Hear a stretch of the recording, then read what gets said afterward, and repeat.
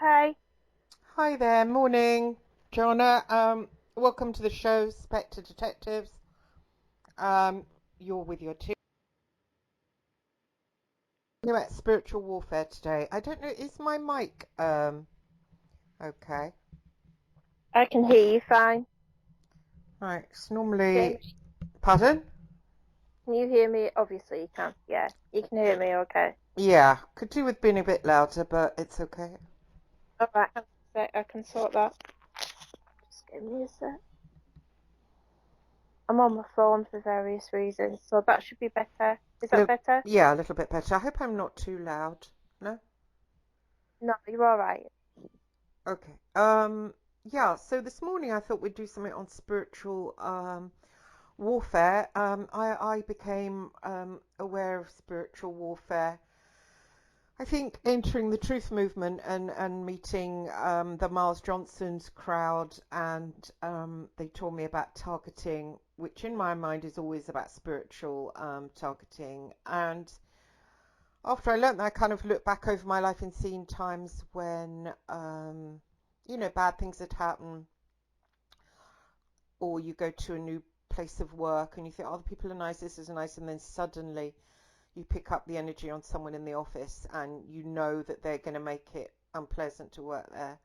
Um, and various bad luck events happening to you, like, say, illness, loss of friends, just, things happening that make you aware of, as if you've got an enemy that's unseen, but and then entering the truth movement, I became aware that the whatever it is, the energy can come in different people and come at you, and also that people can be replaced. That most of their energy can be taken over by this energy, and they can get sucked into kind of a death dive themselves, as well as attacking and causing chaos all around them.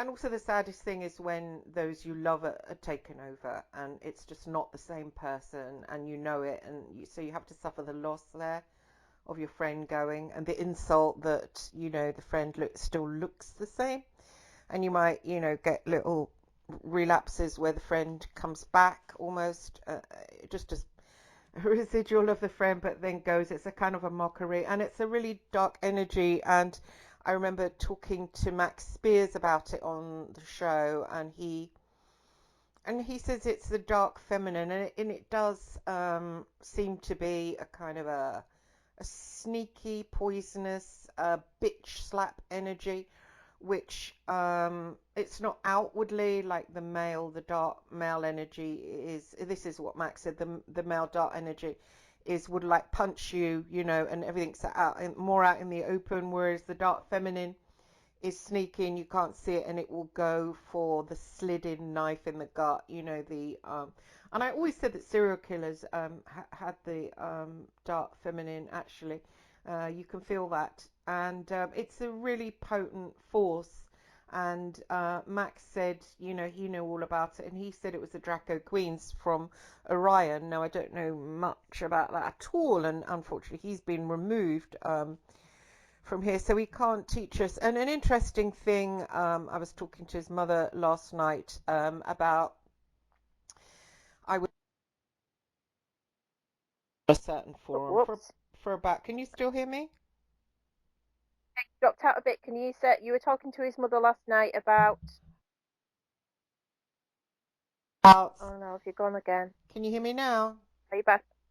Yeah, it keeps going off, which is typical. I was Mm. talking to her about how before I came into the truth movement, before I met Max, I had been trolled for 3 years by a certain person on a forum. I found out who it was by accident, and I showed the picture to Max, and he said he's not human. You do know that, don't you? And I didn't know this person knew about Max. I suppose they're stalking me, so I suppose they, were listening to the shows. But as soon as he was murdered, they said to me, "Oh, your protection's gone. What are you going to do now?" And it was so interesting that after his death, it was almost like a rising of a certain energy, and it came at me. Oh, you murdered him, and I couldn't Yeah. even believe it, he's a friend, and oh, I murdered him. Oh, and I was in England at the time, and he was in Poland. I mean, it was just so highly offensive, especially when someone is grieving, And I thought, what the hell is going on? And then it was a few years later, and I just became aware of targeting, and noticed it in my life. And then I had an argument with someone in the truth movement, and I really got a battering. I was living in a flat. The owner said they were selling. I was ill at the time, didn't have work, and was just two footsteps up from the street, and just was absolutely terrified. And I um, got to the point, and I don't know. Yeah, I was in different magic groups, thank God, on Facebook. And somebody gave me some psalm magic, and I did the psalm magic, which is calling out for Yahweh, and he lifted me up. I didn't know what to say in the there's a gap where you put in what you want, and this I was in such pieces.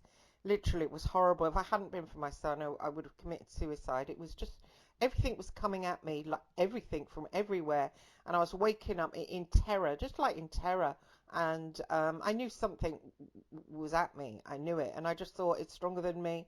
It's gonna just destroy me. And I was going to meet somebody from a charity, and they said, "Are you sure you're okay?" And I thought the next thing's going to go is my health, and I thought it's just killing me, and I just wanted to give up to it. If it hadn't been for my son, I had to fight it. But I was in this chat room, so he gave me that, but I didn't know what to insert when he said, there's a part where you insert what you want, and he said, ask for this particular woman to help, and I thought, why her?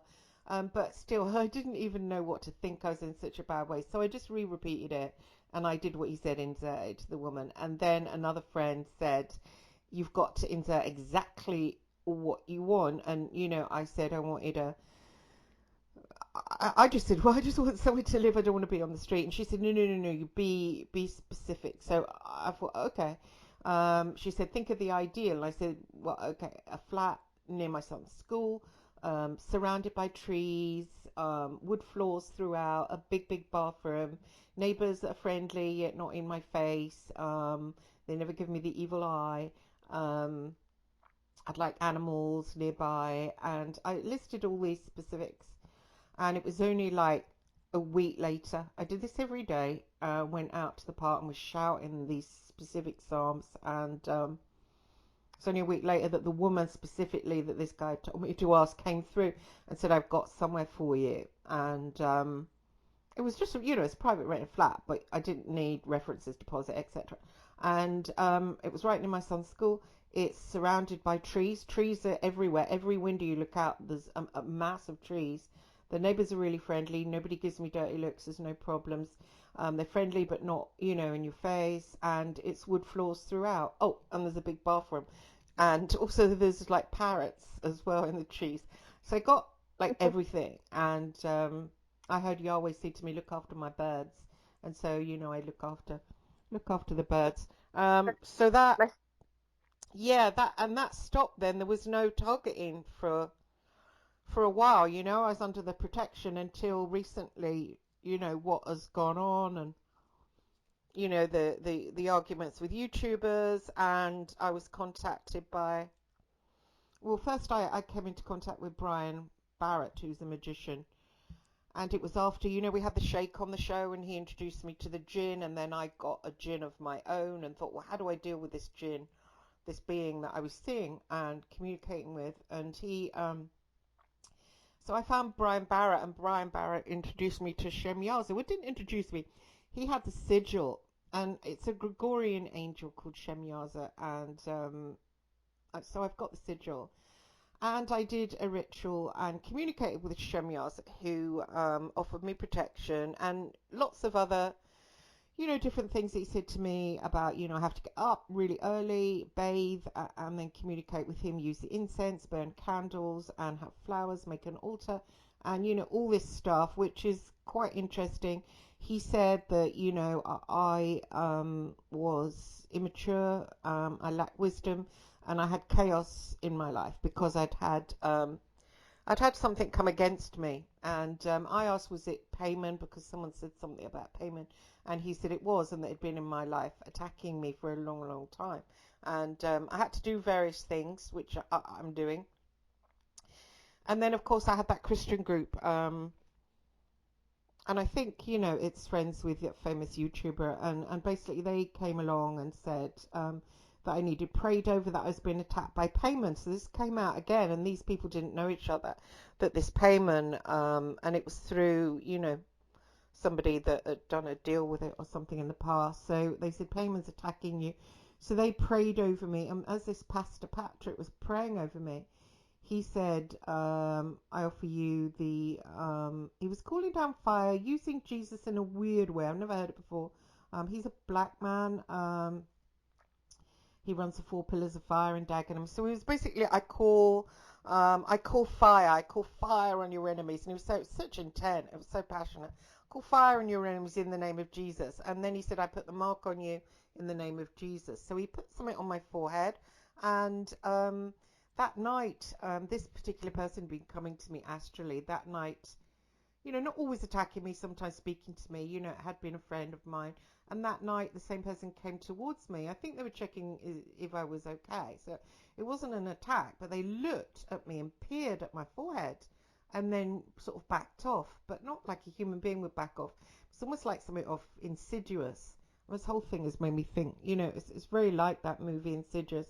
So, I thought, well, that's odd. And then I spoke to these people again, and they said that, basically they wear the Solomon seal for protection, and that I'd been attacked and that I'd been part of the church, and the church was Leviathan. So I felt them like pulling stuff out of my chakras and felt like Velcro kind of stuff. And they said that was the seals of Leviathan, and that being from the Roman Catholic Church, and also one of their children.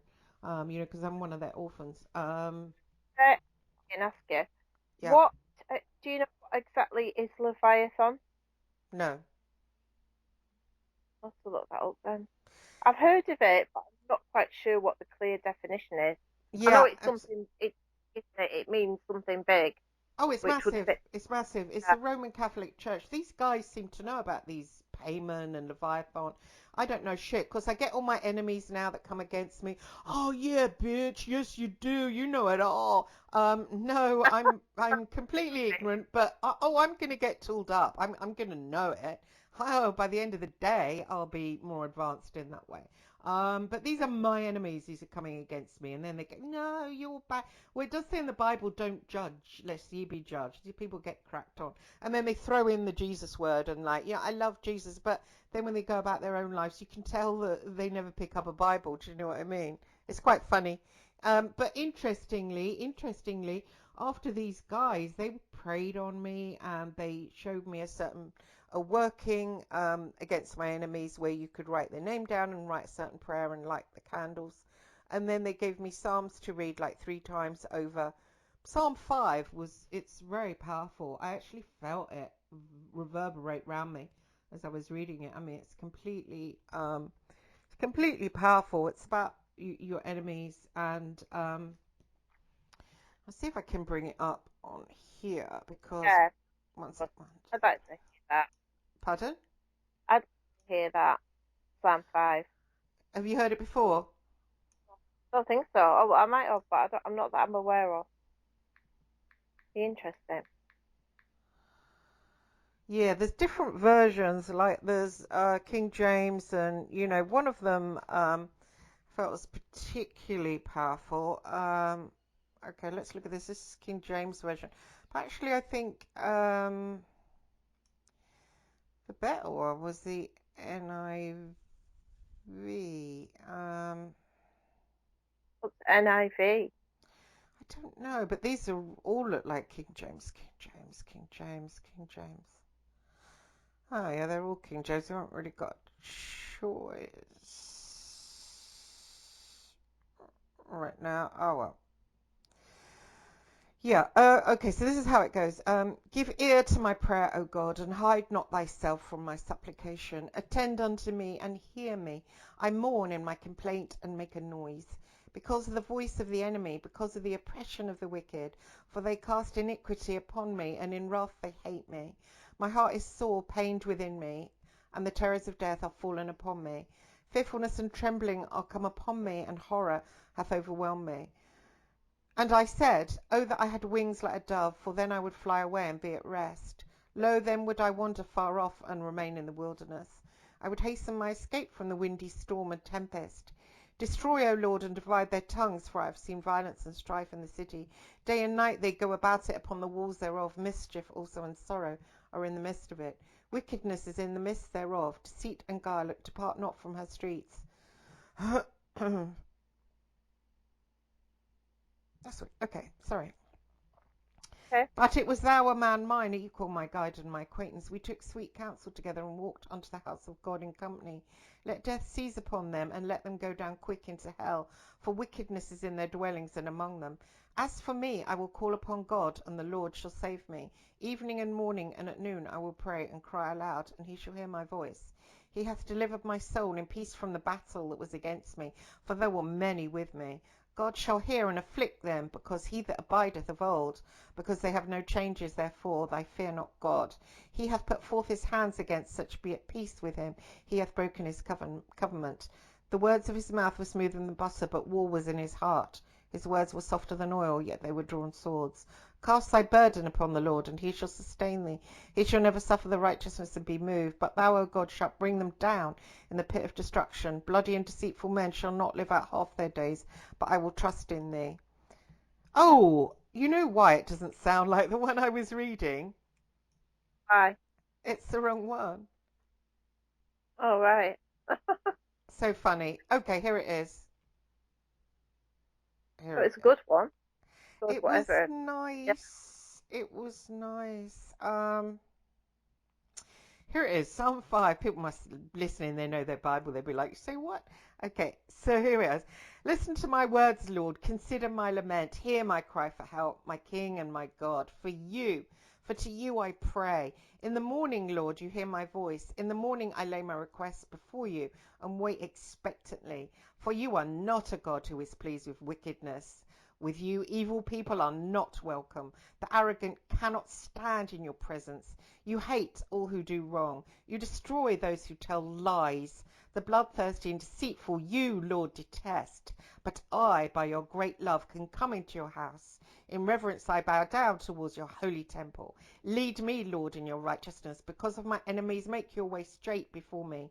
Not a word from their mouth can be trusted. Their heart is filled with malice. Their throat is an open grave. With their tongues they tell lies. Declare them guilty, O Lord.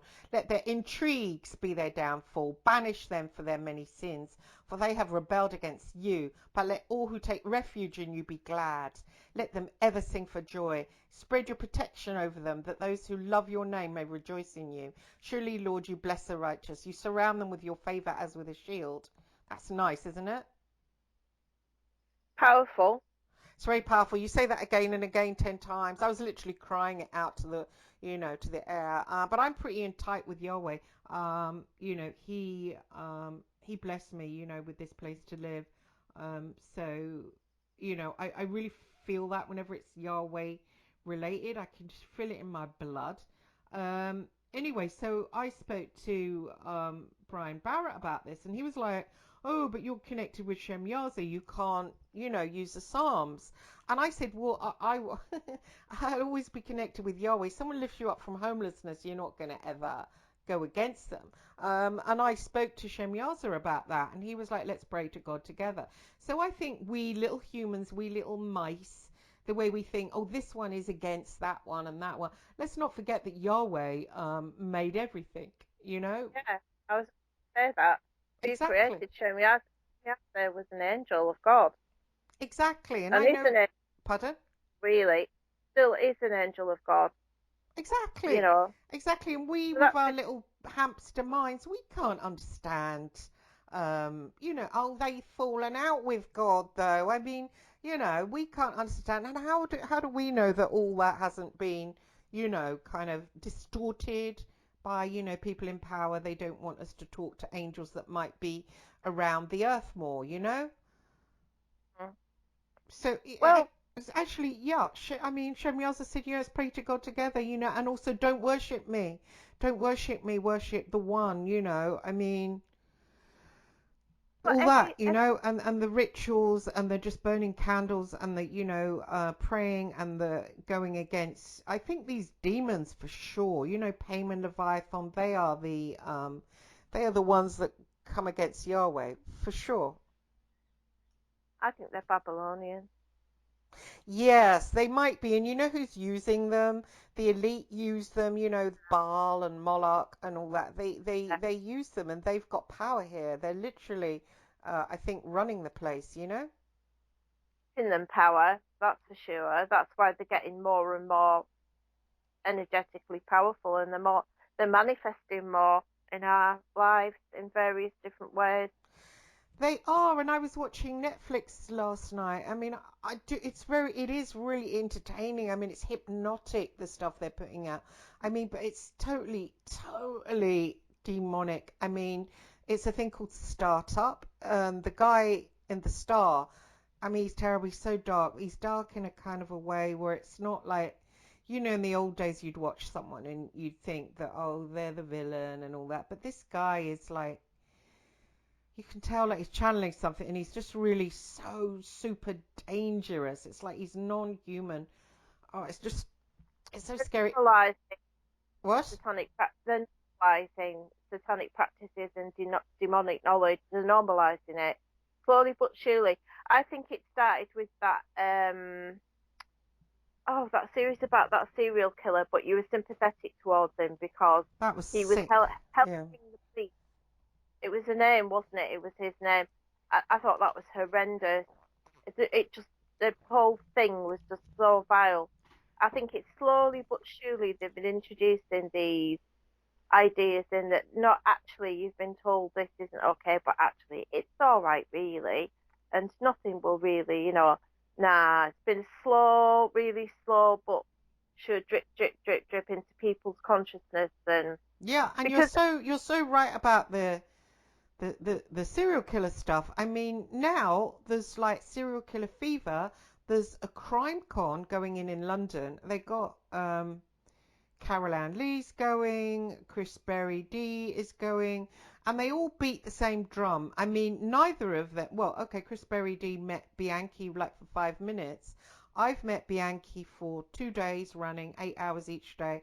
I met Ian Brady 3 times, but I'm not invited. There's no space for me. I did speak to them, like, oh, there's no space. I mean, and I thought, well, hang on, because I spoke to the woman, Nancy, running it, and we had a long talk, and I said, these serial killers, you do know it's what jumps into them. It's not them. You meet them, it's a case. It's just a broken case. It's like meeting a greengrocer down the road. You don't meet a serial killer unless it's what's in them. And I spent my whole life researching that. But do they want me there? Oh, hell no. She kind of mucked me around for like a few weeks. Oh, I'm gonna try, and I thought, no, you're not. I'm not welcome there. What they want is, you and know, what? you know why they don't want you there, Why? because the real deal is what they're doing is a facade. It's like Olive Stone's film Natural Born Killers. He summed it up about the celebrity cult status of serial killers. He did it, portrayed that really well in that film with Mickey and Mallory. Well, why would you glorify murder?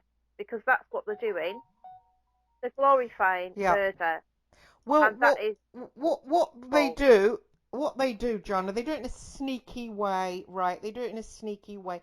Like I've been on a few documentaries. This Discovery Channel is doing one now for a certain they're doing one on Bianchi, and I know through talking to them that they just want this party line. They want big, bad, scary Ken Bianchi. And it just feeds in. Are they supposed to be big, sexy, dark motherfuckers? It's like, whoa. But they're not like that, and it's just, firstly, it's lying to the people. Secondly, if I try and put it across, like I tried on a Brady, this was really simple. This woman, Helen Hill, very talented, beautiful woman. She did a documentary on Brady Channel 5 a while back, and I was saying to her, it's not actually him, it's what he hosts, and he hosts it because he's weak. He's like a little girl. It's like meeting a little girl, and he's also got alter. She didn't want any of this. She spliced what I said, making me sound kind of stupid, and the whole documentary, no kidding, and I'm not, understating this. She made out Brady was super powerful, superhuman, and he scared bank robbers. Bank robbers were terrified of him. That is a total misrepresentation and a total glamorization of him. And not only that, I know Brady likes that. I know he likes that. So she's actually feeding him, and these people tell themselves that they're not. They're like, oh no, he won't like it. Oh, he won't like being portrayed as terrifying, super powerful, bank robbers cower. Dream the hell on, They lie to themselves, and I think they're demonically charged to actually do it, and that's annoying. And again with Bianchi, I said to the woman doing the documentary, I don't mind appearing, but I'll be talking about his jinn. I'll be talking about how his jinn attacked me. You worked out his Middle Eastern, and then we went from there, with the jinn. But will they want to hear that? No, of course, No, they because don't. They want to hear big, dark, sexy motherfucker can. Oh, and I'm the bad one. I'm the bad one. Oh, you're on his side. And then portray me as, oh, you like him. Like him. It's the most difficult individual to even speak. Oh, yeah. I love him. Thing is, I love him, and you can't say he did those bad things. He's really nice. Oh, please don't. I love him. Suck my bitch. It's just so annoying, and you just get jizzed over and over and over. And she's just gonna jizz on me, this woman, Angelique. I know she's gonna jizz on me. Whenever she speaks to me, I just hear it in the way she speaks to me, like the jizz is coming. But I want to say my piece, so I give him a chance, but it never materializes. And then this crime con is going to go on, and it's got Chris Berry and he'll be saying they're so dark, and then what's her name, Carol, what's it, she'll be going, oh, Jeremy Bamber is really dark. And Jeremy Bamber was taken over by something. Even the murders where he went in with a shotgun, he bludgeoned his father that he loved, he went bang bang bang at children and his whole family. And we're all supposed to believe that, oh, that was Jeremy. Oh, he just wanted the money. He killed children as they slept. He shot his mother in the face. It's exactly like the Amityville horror, and yet nobody even looks twice at the occult. I mean, dream yeah, on. yeah, but they're coming from a scientific angle, aren't they? So in their minds, they are the guardians of reality, when actually they're in denial about reality. I was watching a thing about there is I think he's a Harvard professor or something. A guy who's a psychologist who um actually admitted that he'd seen quite a few examples of demonic possession, and that it couldn't be denied any longer. And he's written books about it because of some of the people that he saw and some of the things they were exhibiting. So that there is absolutely no way on the earth, apart from guys like that who are renegades who will admit to the truth. Those kind of people will never in 1,000 years admit to what's really going on, because they live in this bubble of, because science is a cult, academia is a cult. It's one of the biggest cults going, Mm. and you cannot think outside of the box. You have to stay within that remit. And if you think outside, that's it. You're out. You lose your money, you lose your job, and everything. And you know, you So know what these people do with the serial killers as well. Like if they're carrying out evil as well, we'll come back on them. Not only are they writing books where they're sort of harvesting the energy of what went on, so they're earning money out of the suffering of others. They sort of channel the power there. So there's a power around the serial killer, like, say Bianchi. Bianchi's not called a rapist. He's called the Hillside Strangler. And then, so if you get Chris going to CrimeCon, which is massive in London, thousands, and it's £100 a ticket. So he goes there and he'll say, and I met the hillside strangler, and everyone will go, ooh, can I touch you after? And so he's channeling that as well. So it perpetrates the evil. It sort of carries on that. Do you know what I mean?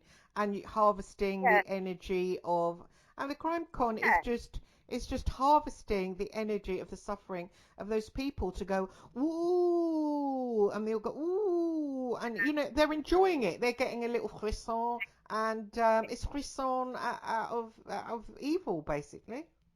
It's a pseudo-religious gathering, and there's a high priest. Oh, that's clever. No, it That's is really though. clever.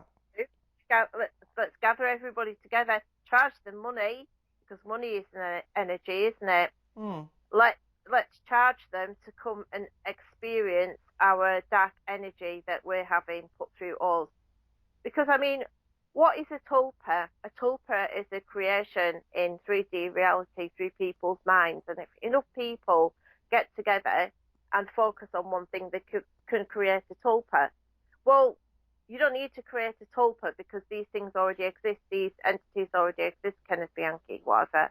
mm, But we can do that as people, but if this thing's already in existence and you're giving it your energy and attention, and God knows what else when you're asleep is going on and you're being accessed because mm, you've opened yourself up to it. mm. What else is going on is obviously a big energy harvesting thing, but it's like I said to you, I think the last show we did, these things on YouTube where there's whole channels around uh, an incident of murder. Like there's a huge one around that Chris Watts guy in Oh, America, please.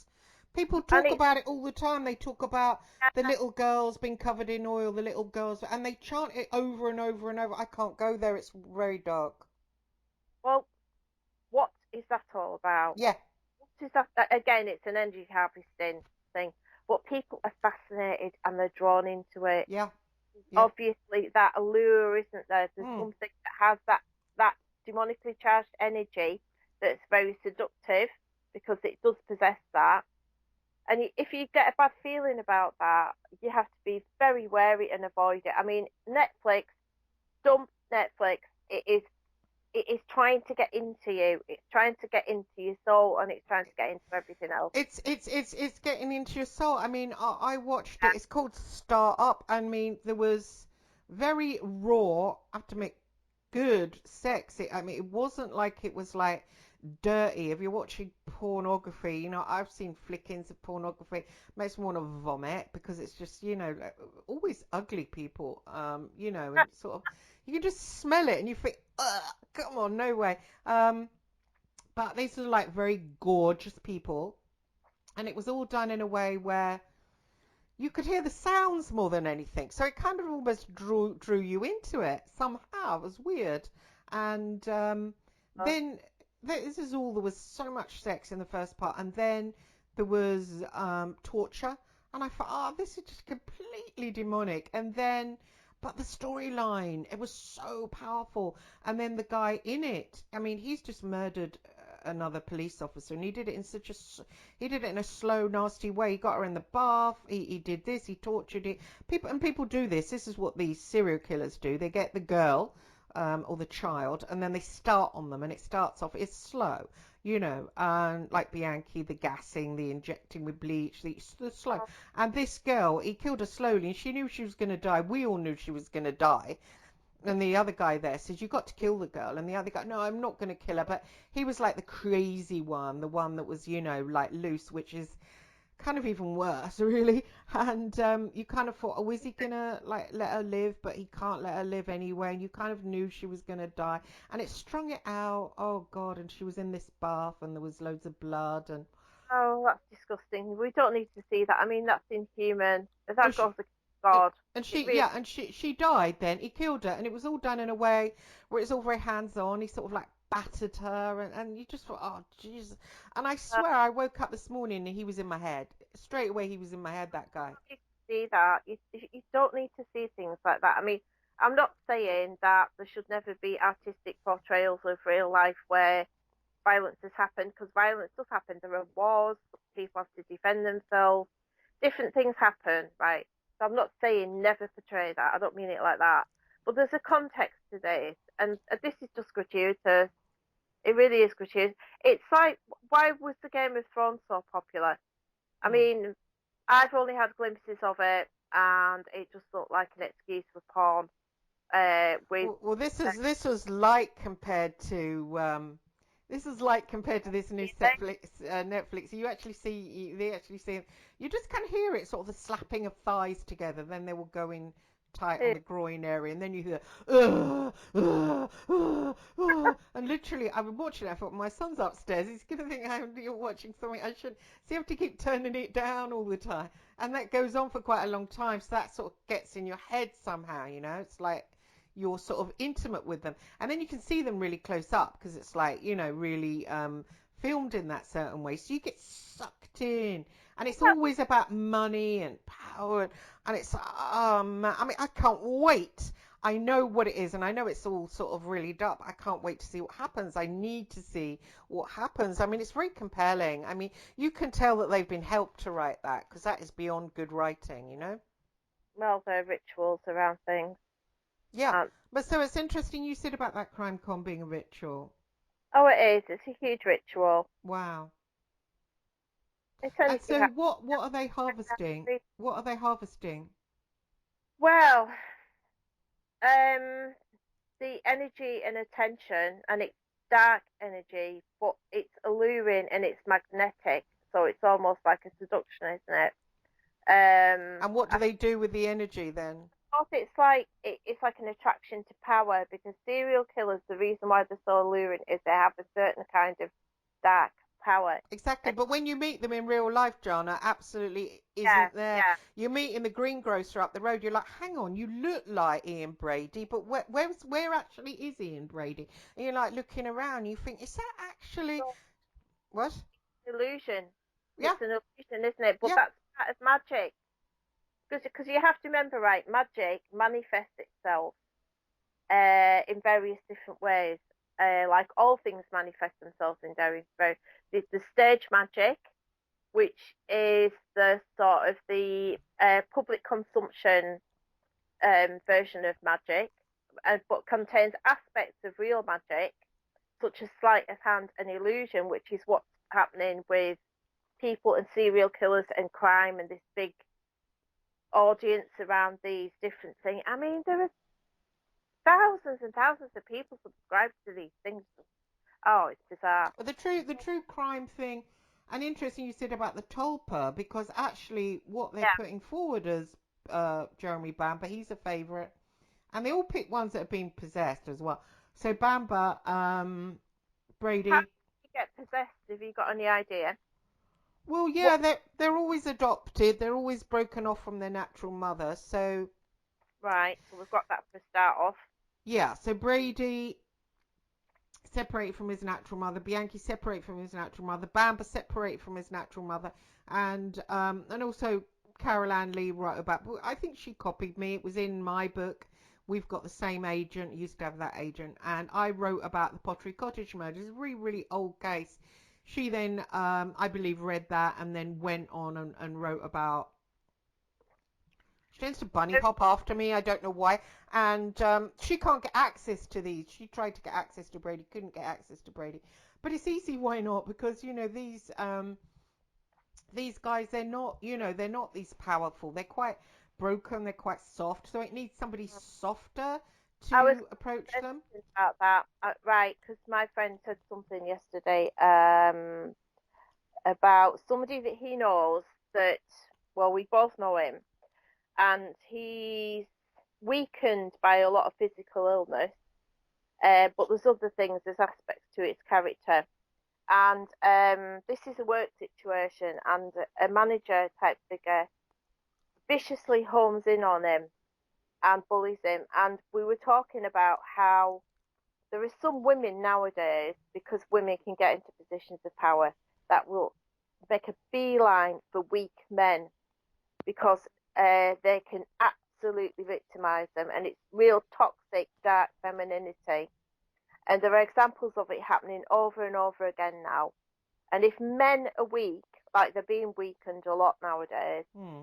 and you get these women that are in the positions where they can really go in and victimise them and bully them, that's a manifestation of dark femininity. Definitely. Well, Def- interesting you said that because in all these cases, I mean, Bamba's mother, June, she was, I know it because I had a mother like that. And after you're adopted, you're in a weakened state. And along comes a woman, and these particular women, they can't have children. I think they don't want to adopt, but it's like a case of wanting to be seen as normal. Oh, we're a happy couple, and they're very like respectable to the neighbors. And so children, go along with that. And so they don't want to adopt, and they adopt. And often they've got sexual problems. Certainly my mother did, with that, thinking that the woman that had the baby out of wedlock is dirty, therefore the adopted child is bastard, illegitimate, dirty, and so they treat it like that. I was treated like that, and I know that June Bamba treated the kids like that because Sheila Bamba was schizophrenic. Now that's what it does as well, because the child has been adopted. They're quite out of their body, and then to get another attack on it by someone who thinks you're dirty and actually rejects you as a child. So they're rejecting you while all the time you've got to call them mother. So poor Sheila ended up schizophrenic. And then we look at Jeremy Bambo. Jeremy Bambo was there. Jeremy Bambo didn't go schizophrenic, but he probably something happened where he was very pushed out of his body by having a woman like that. And he said to his girlfriend, I'm scared I'm going to shoot my parents. Now, if you say you're scared you're going to shoot your parents, that doesn't mean, oh, I'm planning to do it to get the money and then I'll put the blame on my sister. It doesn't mean that. Take it for what it is. I'm scared I'm going to do something. It means something else is going to come in. And you can tell in these crimes that take place that it's something otherworldly. There's always like, with Sheila, there was a Bible left on top of her. With Brady, he made some of his victims pose in the sign of a cross and take pictures, and of course it was buried. He stood on the graves and shook his fist at the sky. Again, and then he asked himself later, I don't know why I did that because I don't actually believe in God. Oh, flubberlub.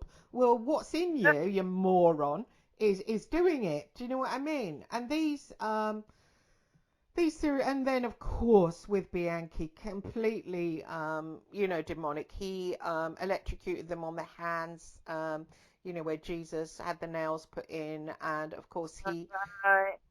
yeah, and then he left the bodies naked, strewn where people find them, and that attacked the wider community, terrorized the wider community, and then we're all supposed to believe that little effeminate girl face Bianchi has done it. But what happens after these killings take place? You get one person that steps forward, and that person will then write a book, and the book will be all about making them appear really, really big, like the Tulpa, as you were saying. It happened with I Brady. get it. Yeah, Right. it Okay. happened. It happened with Brady. Emlyn Williams, who is an occultist, by the way, he wrote Beyond Belief. Now, if you read Beyond Belief, like I did when I was 13, which got me fascinated, Brady looks like someone that has dark superpowers. Literally, after he axed up Edward Evans in the council house, and David Smith was invited to watch, and there was blood everywhere and brains and skull. And David Smith ran down the alleyway. In the book, this piece of shit, Emlyn Williams, had Brady appear at the end of the alleyway. So David Smith left the house, ran down, and instead of writing, oh, there's some sordid, dirty characters, what the hell was going on? This piece of shit, Emlyn Williams, had that as he was running down this dark alley, suddenly at the end appears Brady. This is non-fiction, by the way. Suddenly at the end appears Brady, glinting, his face white in the sunlight, the axe glinting. Ha ha! I'm gonna get you. So he Illusion. pardon? Illusion. He's always creating an illusion. Yeah, he's telekinetic. He's absolutely telekinetic. Oh, he can time travel because after that, this piece of shit, Emlyn Williams, has him talking to the Marquis de Sade. You know, the Marquis de Sade died in the, yeah, I know, in the 17th century, yet Brady can talk to him. And then the Marquis de Sade, who's watching on his horse, again, this is non-fiction, is Oh, watching, okay. he's watching this Yeah. dirty little, scummy little house and these dirty, scummy little people. And the Marquis de Sade on his horse with his hair flowing goes, yes, you've done a good job, and then gallops off. Yeah, I mean, I read that when I was And 13. Manchester. What? The Marquis de Sade comes to Manchester. Yeah, yeah, to a council estate in Manchester. What on Yeah, head? it's putrid, and it was written very well. I was a stunningly good writer, but these guys get help doing it. And then again with the Hillside Stranglers, again same thing. And there's even a movie where you know, firstly they put out Bono. Angelo Bono was the lead. There was Bianchi, the enigmatic, played by Billy Zane, of course, who's drop dead gorgeous. Played Yeah, yeah. So that's more of the allure because oh, allure, yeah, it's masses allure. more of the illusion and making you sympathetic because if you're a woman, you'll feel sexually attracted to him, even if it's like, not willingly. He's still a woman. If you see a handsome man, you think, ooh, don't you? Well, it's Billy So, Zane. It's Billy bloody yeah. Zane. He's gorgeous. And then, you know, you've got that. And he was so enigmatic in that. Well, not being mean about Bianchi. I've known him now for a long, long time. He's pretty basic. He's pretty, and it's the same with all these guys. They're very, they're so normal. You know, they're so normal. And they're normal in a way, like they're almost like crusty, super normal people. You know, the type of people that haven't got anything about them. And, you know, like you see them in the greengrocers and they're, hello, love, what do you want? Apples, these are lovely apples. You know that they're so sort of on one level, you know, that's all that, and they go and they maybe watch Coronation Street and they'll talk about, and they'll have their wife and their kids, and they're so normal, it hurts. And you have to like avoid them. You know, people with any depth, they avoid them because they're like, oh God, just give me the apples. Bye. You know, they can't get out there fast enough. And when you meet them, these guys are like that, and you think, hang on, where's the one that can disappear and appear? Where's the one that can talk to the Marquis de Sade? The Marquis de Sade's excited about him. Where's that guy? And you're like, what the hell? I'm stuck here in a visiting room with some greengrocer for like 2 hours, and you've got to find something to say. That is, you know, and then, oh, the crime con. And you're absolutely right. Now I think about it, it's like Temple and the High Priest. Well, that's Chris Berry D, and oh, that Carol Anley. I won't talk about that individual who can't get near the serial killers because they smell. They smell her. She's pretty Melody. pissed about that one. She won't get near Bianchi. Good luck with that, Carol. You won't get near him. And they go there, and everyone's worshipping them. Oh, you've met them, and let me touch the hem of your garment. You're exactly right. The high priest, disgusting. A celebration of murder. It's a celebration of It's murder. You're right. it's I never even saw that. You're vile, right. Yes. vile. I mean, we're right in the middle. Well, yeah, we are right in the middle of a spiritual war, which is raging at the moment, raging. So you can expect to see this kind of thing. But really deserve our pity more than contempt because if you're that gullible as a human that you're going to be drawn in, that's what you're going to devote your energy to with the Yeah. amount of suffering and things going on in the Yeah. world. That's what you're going to devote your energy to. Is that? Then I feel sorry for you because you know we're here to help each other because that's the way humans will survive if we help each other. You're not going to help each other by spending your time and your money. Okay, I mean, at the end of the day, what about the victims? Why don't we have a victim Yeah, it's not murder sexy, convention? not sexy enough. And as well as that, I mean, I'm sure CrimeCon do have, you know, this and that, but the stars of the show will be the star will be, you know, Chris and other people in the serial killer you know, aspect, because these programs you know, the programs are about it as well. I mean, and the books and you know, the fascination. Why don't they just study the jinn? Why don't they skip out and go and watch Merciful Servant on YouTube and learn about the jinn? The jinn did it, the Sheraton jinn. Why don't, well, but they don't believe that. They'd rather have, you know, the Hillside Strangler. The cult of science and the cult of academia. Yeah. Right, I'll tell you an interesting thing. I'm not going to bang on about Bigfoot, but that um, YouTuber that I follow, How to Hunt, what's interesting is he reads out emails that people send him, and he's getting a lot more now from people who are scientific. I think I mentioned this in a previous show, but the reason I bring it up is because it doesn't have to be Bigfoot. It could be anything that's out of the experience that you're not meant to have because it's not meant to exist. But when people do have that experience and it's very real and there's no doubt that you had it because there's lots of evidence to prove that you had it, then their reality breaks down.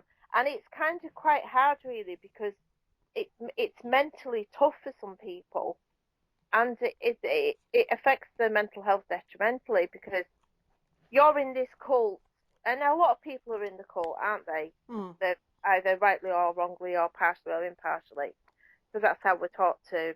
It's empirical. That we've come out of the Enlightenment was about coming out of religion, coming into science, and then everything is measurable and we can prove it. So we're all in that mindset, but some people are in it more than others. Now you're getting more and more evidence. It's been admitted about UFOs, whatever UFOs are. But it's admitted now UFOs exist. So therefore possibly aliens exist. So if aliens exist, that's a whole new level of whatever. So anything that's out of the ordinary. But this guy, How to Hunt guy's getting all these emails from people who are scientists and engineers, and they've been based in 3D reality in the cult of academia, and now that's just been blown away because it's a really powerful experience. So it's almost like um, the zones are breaking down, the barriers between the zones are breaking down, and people are being forced into a whole new way of experiencing life as a human being, Hmm. where you do experience things that aren't meant to exist, whether they're a crypto creature, whether it's a UFO, whatever. And that's happening more and more to people. Yeah, there's definitely But the veil, and there's a lot of programs again on Netflix, which is Satan Central, and it really is, isn't it? You know, there's Colony, there's Oblivion, and there's all these series about the veil breaking down, and I think you're right. More and more, it's going to get. I mean, I've never experienced spiritual warfare like the other day, and you know what happened. And always when I go through this, my car gets attacked. And in the astral last night, I got the message that yeah, my car was a casualty of the hit and the battle that's just gone on, which is still going on, and that I just have to ask for the money. And we do have to, if something bad's happened to us, we can say, I recognize I've been hit, and ask God for the equal. I want that back now. I fought in a battle. I now want something. I want something to cover my car. And it's quite interesting actually, the spiritual warfare and those people, that Pastor Patrick and Pastor Brian. So interesting that they did that mark, but then in the astral last night, that same individual came at me with a knife, dug it in, and said, "You're dead. It's just going to take a while for you to die." And I'm like, "What the? You dream on." And I pulled the knife out, and I called on Pastor Patrick and Pastor Brian. And I was telling Brian Barrett this, and he lost his temper with me. He said, "You called on Jesus." Well, actually, I didn't call on Jesus. I called on them. And it doesn't matter if you call on who you want. And as long as you're not dark side and then going light. I don't think you can do that. Like Yahweh gets stuff, God gets stuff, Jesus gets stuff, and then go over to call on payment and then go back to them. But I think, the Shem Yaza, it's my opinion and certainly communicated by Shem Yaza that he isn't against Yahweh. So it's okay with me. I know in my heart belongs to Yahweh. Well, he saved me. I can't go anywhere else. If someone picks you up from the street, I will never turn against Yahweh. And Yahweh was birthed here as Jesus. So, I'm sorry to Brian Barrett, but I won't be ever spitting in that direction. Anyway, when I called on them, they didn't come. And then so I called on Shem Yaza, who came down, picked up that person, slam dunked them against the wall, took the knife, got rid of that, and then put balming fluid on me. But it's interesting how this spiritual warfare, like I had often talked on the show about back 2008, 2009, that I had my own house. I was working and had my son. Life was okay. I did have hypochondria because life had never been so good, and I thought something's gonna bitch slap me.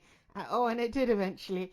And it was weird that something happened around then that I went into like a death dive, and then all the decisions I made were bad ones. Like I would buy a car, it would be a bad car. And I was used to working off my psychic senses and things coming good.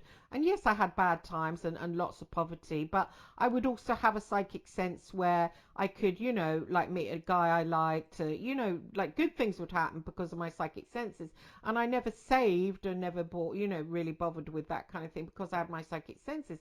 And in 2008, they were like removed from me. I made so many bad decisions, like selling my house in a recession, didn't make profit, made a loss, must have been the only person that ever made a loss on a house.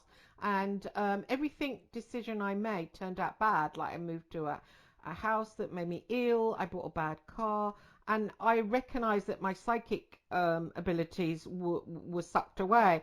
And I thought, what happened all over the years? What happened to me back then? I may have got my psychic back, but not as powerful it was back then. And I'm still obviously, in poverty here. But I thought, what happened back then? What happened back then? What happened back then? It was somebody hexed me, and I knew it. I've known it for a long time. Somebody hexed me, really powerful, and they lifted away my skills. They took an altar, haven't seen since. And I thought, what happened? And I thought it was a celebrity, maybe, I upset who had witchcraft power. There was a fallout with Heather Mills, and I thought, was it Heather Mills? And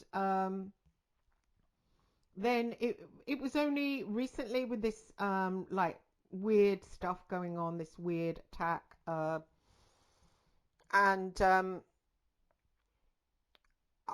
when the Pastor Patrick prayed over me, and I felt weirdly some kind of chains coming off me, almost like something coming around my throat, like shackles around my feet, like shackles, and fall away. And it was only the other day that I thought, oh, it just came to me, and I don't know how it came to me. A bishop back in that time, exactly that time, before I stupidly sold my house and everything, I started to be flushed down the toilet. I wrote to a bishop. At the time, I forgot. I was looking. Not only did I publish Searching for Daddy, but I was looking into my adoption and my real father, and I found him, etc. And I was dealing with the Crusader Rescue, which is the Jesuit-run agency that never let me go. Even when I go there, they say you're ours, and they watch me and keep a file on me and all sorts. It's very sick what they do. And when I was adopted, we always had to go back twice a year to them to have these parties that I was terrified at, because you saw the other kids that hadn't been taken, and they would cling on to my father's feet, and he would pick them up. Sometimes he picked up little girls and sat with them on his knee and stroked their hair. It was terrifying for me. And there was a bishop. A bishop runs it. I didn't know at the time, but when I was just getting information from them, and I can't remember what it was at the time. There was a woman there supposedly counselling me, but that was rubbish. And I was very, very angry they had given me to paedophiles, as you would. And my sexual relationships, my relationship with my son's father hadn't worked out. And it was directly because of my sexual abuse. And so I was raging at the Crusader Rescue over it. I was ringing, I was just screaming abuse. I was livid, really. And because I thought, well, this has reverberated all around my life. Probably I shouldn't have been angry because I had blessings, but I was. And I found out that a bishop ran it. And so I wrote to him and said, Crusade Rescue gave me to paedophiles, and I have a feeling it was done deliberately, and I have a feeling you're a paedophile. I have a feeling you run a paedophile circuit, and I'm going to expose you. I've had to, I'm ex-News of the World. I'm also a private investigator. I'm going to bring you down. And I wrote to this bishop. And now I think back, it's insane.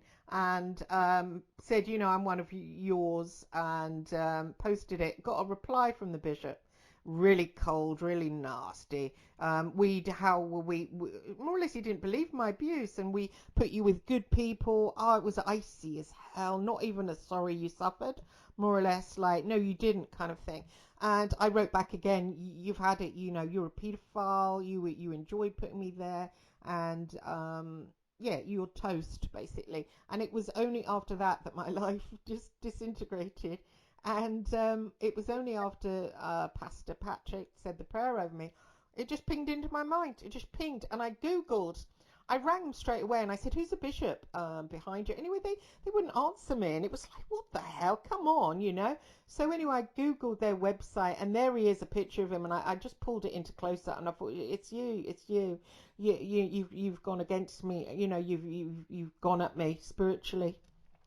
Because he knows my every detail. He knows my date of birth. He knows my real name. He's gone at me. Hang on. What the Bishop.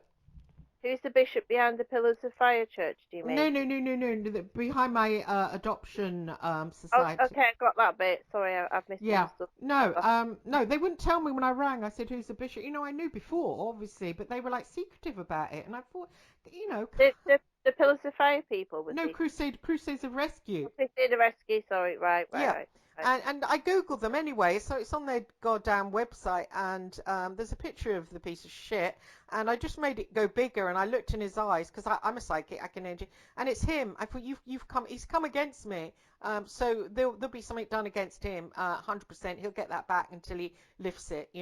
What you do if someone comes against you, you have to do a ritual on them until they put their knives down, until they reverse, if they've set a curse on you. And it's weird because people in the truth community think, I don't know this and I don't know that and I don't know who's come against me. Well, I've got astral sight, of course I can see who's come against me. But it was weird because for ages it's bothered me who back in 2008 was responsible for my death dive. Who did that to me? And it was only after those guys did all that stuff on me, it pinged into my head. Isn't it weird how that happens? Mm, so they opened something up then that had previously been shut down by the sound of it. Yeah, that's interesting though. It was 2008 because that was when it was the financial crash. Everything So crashed, yeah. there was a lot of financial chaos energy and destruction going on then as well. So, well, wouldn't surprise me. Oh, he I mean, has. I can read it in his eyes. I'm just going to slam against him. I don't know his name, though. It's weird. I looked at him and I knew, and I rang them back and I said, I'm just doing a research on a piece who's the bishop. They wouldn't tell me. And then so I went to the Westminster Diocese and I said, who's the bishop behind the crusade? Again, oh, we don't know. And they batted me around. I mean, I've got a oh, that's goddamn weird. picture of the guy. What? That's weird. Well, Why? they're just like that. I mean, they're like that. But and there's a picture of him. I've got the picture. I don't really. Well, I do need his name actually. I need his name and his date of birth. A piece of shit. I'm so livid that I forgot that I didn't penny drop. How could I not have penny dropped about that? So you think that because you I warned said I it, was going to destroy him. Oh, I went in hard and I said I work for News of the World. I said, you know how many priests we've taken down and how many paedophile priests? I mean, literally, it was one a week. I said, so I've got the power. I really threatened him because I did it properly. I didn't, crazy. oh, I wrote a proper letter. good. No, but he came against me. It was stupid. It's very stupid. It's borderline. It's crazy. You don't do it. He's powerful. It's so Yeah, silly. but I can't believe I did it. Actually. at least somebody stood up to them and told them that that's it. At least they got a dose of their own medicine Yes, but he because that's what destroyed they me. know I how mean, he to. just laughed at me and flicked me away If like a he hasn't fly. destroyed you, he hasn't destroyed you, has he? More or less. No. Well, I've been through so No. much. I'm barely standing, actually. But you're still here. You're still talking. You're still talking sense, and you still got a radio show. So they haven't He's gonna defeated get you. it. He's gonna get it back. He's gonna get it back. I can't wait to start. He is They're all gonna going to get get that it back. back. Pardon? They're all going to get it back. Oh yeah, I'm doing. Yeah. Oh, I've got names. I've got real names. People think I haven't got real names. I've got real names. And yeah, yeah, yeah. I'm gonna go. And I don't. Brian Barrett now is not speaking to me, but he will later. But he's not speaking to me right now. He's going. No, you can't work two paths. It's not two parts. It's Yahweh full on and Yahweh full on. I believe they're his angels. I mean, I've always dreamed of Yeah, Sariel in they my are. dream. They Yeah. are. They are. So God created them. We've got Yeah. to remember what is it? Lucifer was God's favorite angel and was head of the choir and was to do with music and had loads of eyes all over him or something. I don't know what that bit's about, but it's that they are from God. You know, Yeah. whatever I happened, mean, we I did. wouldn't find myself praying to Lucifer. I don't, I don't know. I don't like who's responsible for all the suffering here. And I don't know, is that Lucifer? If it is, I don't like it. I don't like the way people have suffered. I mean, with Shemyaza, I mean, he seems benevolent. If I ever get a whiff of anything dark, a whiff of anything that he's responsible for any suffering, then I'll pull back, And of course, Yahweh is my God. I make that really clear in all my communications, And then people say things like, "Oh, you shouldn't be psychic. You shouldn't, give psychic read. You shouldn't be psychic. You shouldn't, that's against it." But I think well, certainly the Roman Catholic Church, they don't want us to have power. They don't want us to be doing that. They don't want us to be doing magic. They don't want us to talk to the angels. They don't want us. So of course they've put all this in place, and the Catholics went round burning witches, for God's sake. That just means psychic what, women, doesn't it, what basically? raging hypocrisy, Yeah, isn't it? Oh yeah, yeah, well there was a wholesale campaign of getting rid of women. Well, there was a war against femininity because of the power of femininity and the power of mothers. There's a big war on the power of mothers at the moment, and mothers are very powerful, very powerful. That's why? probably What's part. what's going Yeah, on? What's going on? loads of things. I mean, well, our society. I can only speak for the UK, but I mean, I suppose generally the West, we don't value motherhood, do we? We don't value motherhood, and that's why lots of women are conned into thinking the only way you're going to have value is if you go out and work and have a career.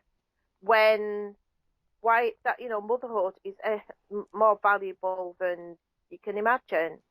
Yeah. Um, so and the only people I've found in my experience that really value motherhood is the Judaic religion.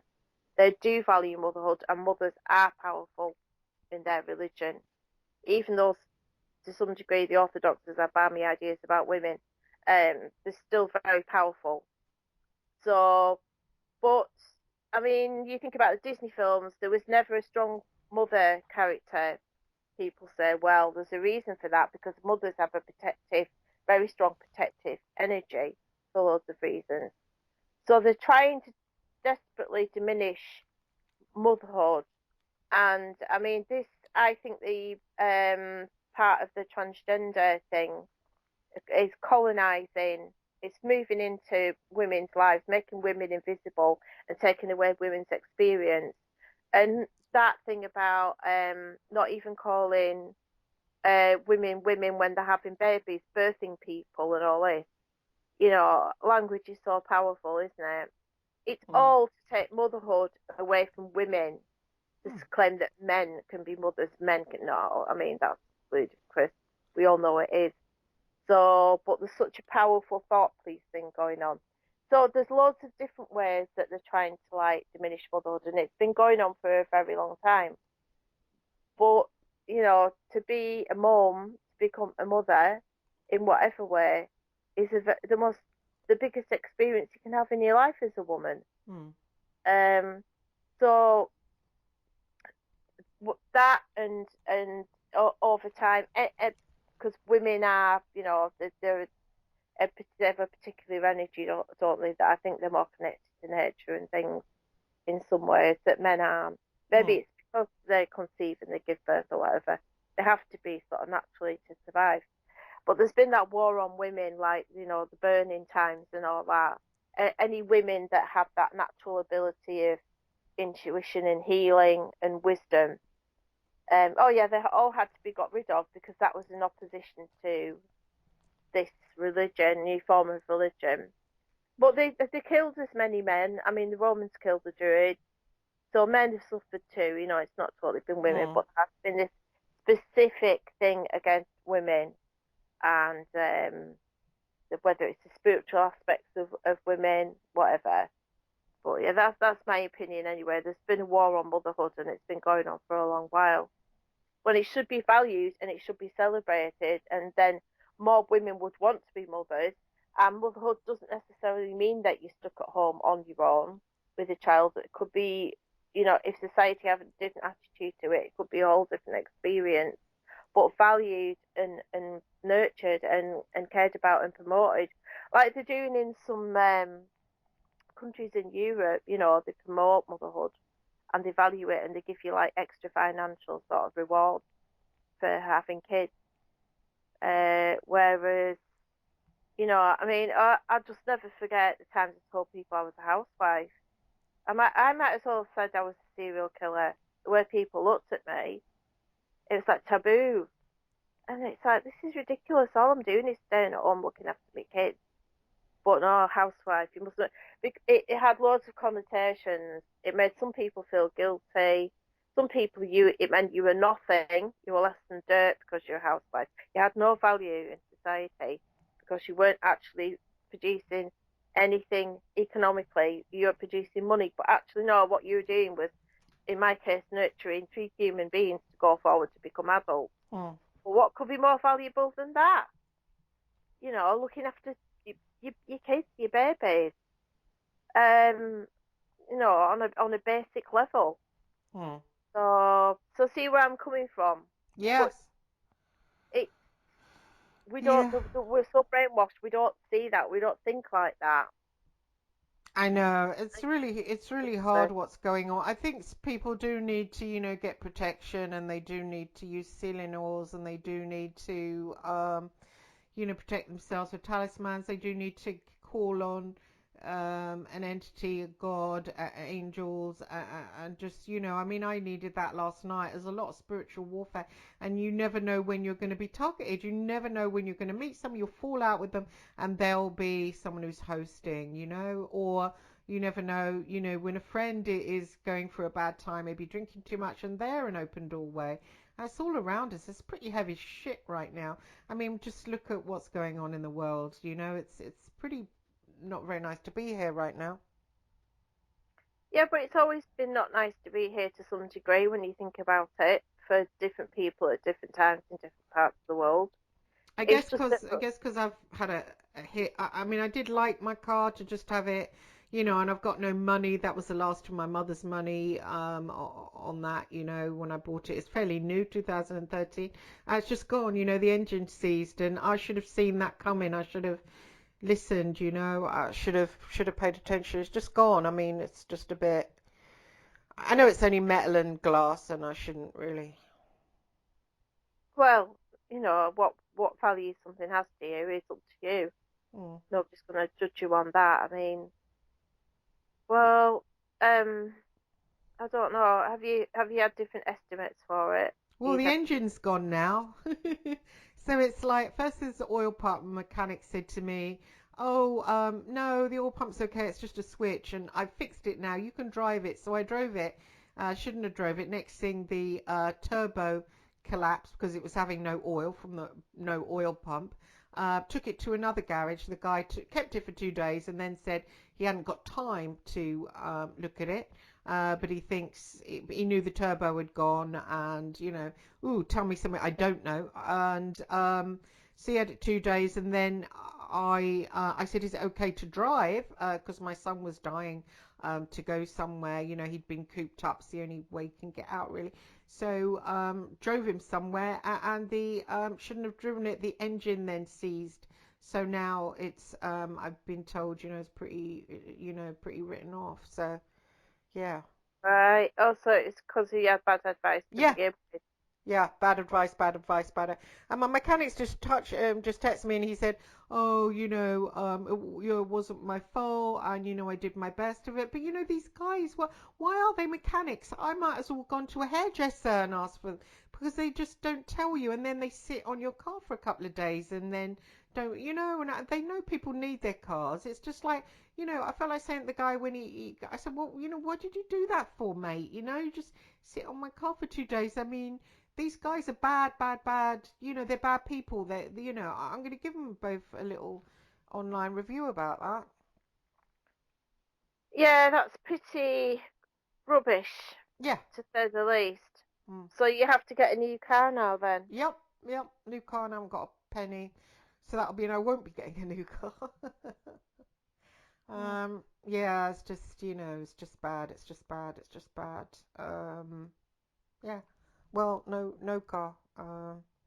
Just have to walk. But, I just, it's something my son, needs after school, and take him about places, and, he needs that. So I feel bad about that. I'm trying not to feel bad about it. I'm trying to realize that, last time they hit my car in that way, I should have had, when I was being spiritually attacked, I should have my wits about me. I don't know, maybe it's something because the money was brought from my mother's money, and she, left most of our money to the Catholic Church. She left it to the Crusader Rescue as well.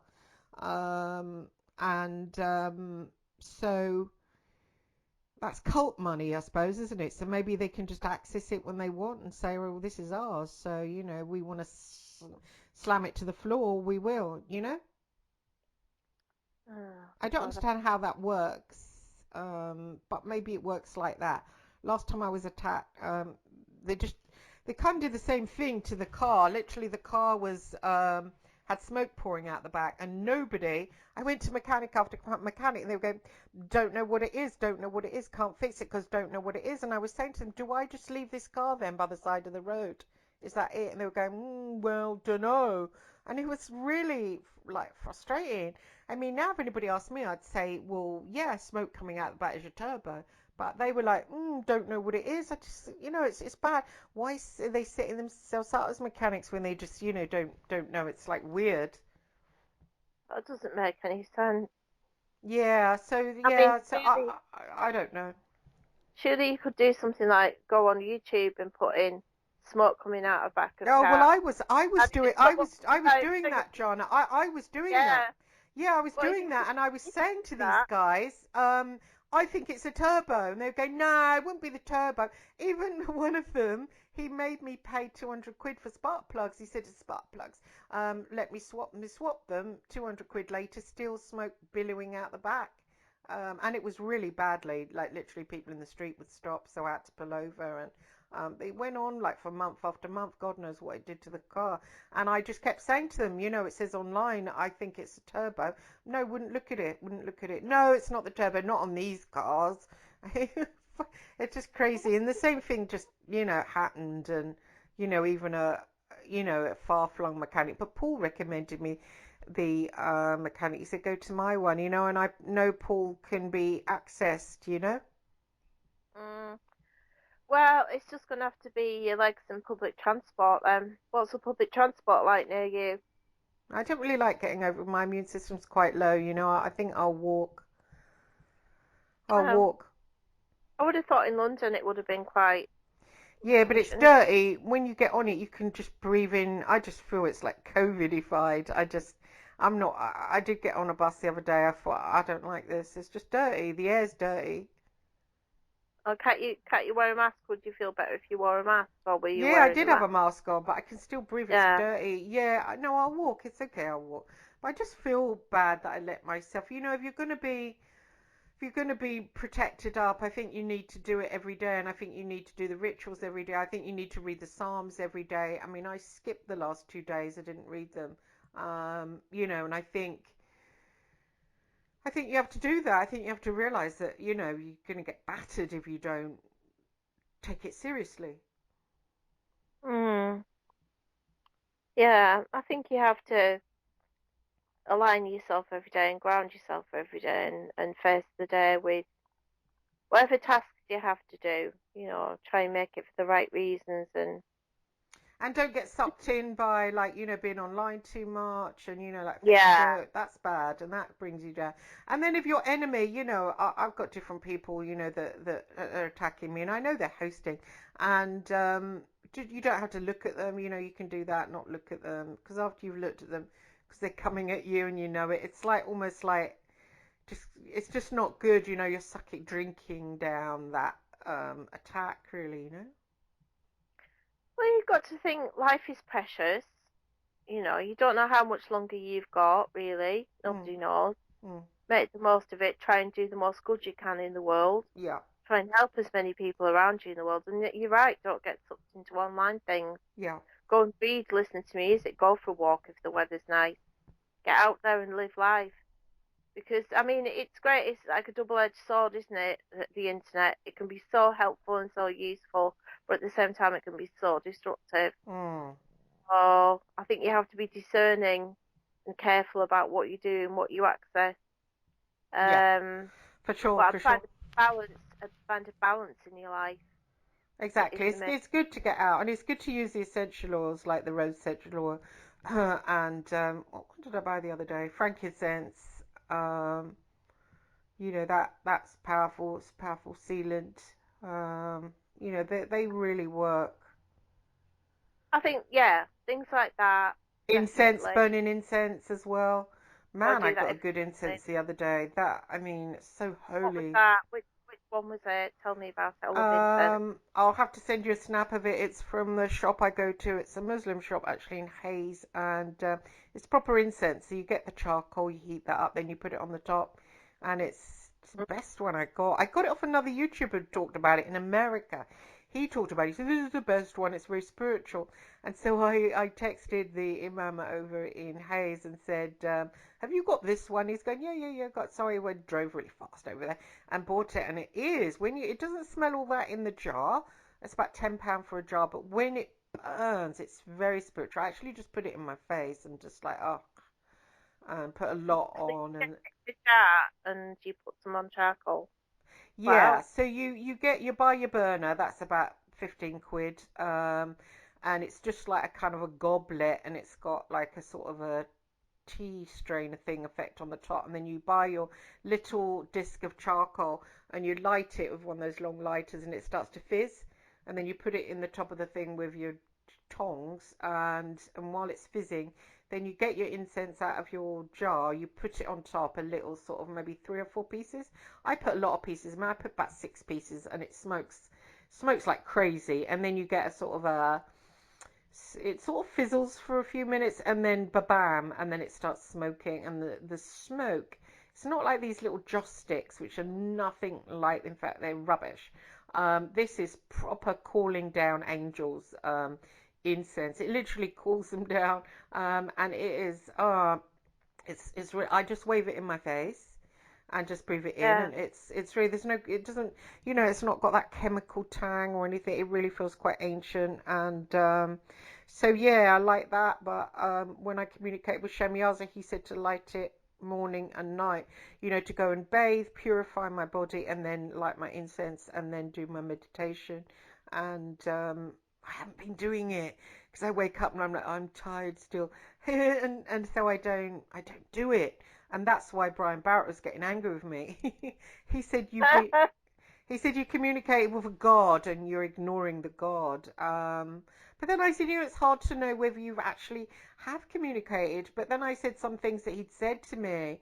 Um, like he was saying things like, oh, payment has come against you for 10,000 or 50,000 moons. And then he said, because Brian said to me, I have to ask him what he wants. So I said, what do you want back from me? And he said, your jinn must worship me for 10,000, 10,000, 10,000 days and 10,000 nights, something like that. And then he said to me that I must make an altar of my desk, and then not to worship him, to worship Yahweh, and to bring flowers from my gin. That's it, fresh flowers, cut fresh flowers from my gin.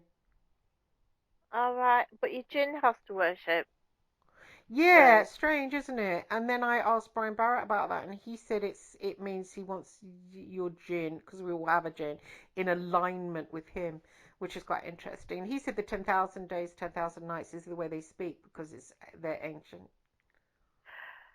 We all have a gin. Well, Yeah. so even if you're not a Muslim, you have a gin. Is that Yeah, right? we have a gin. I think we call it. or guardian angel, but yeah, it's a jinn.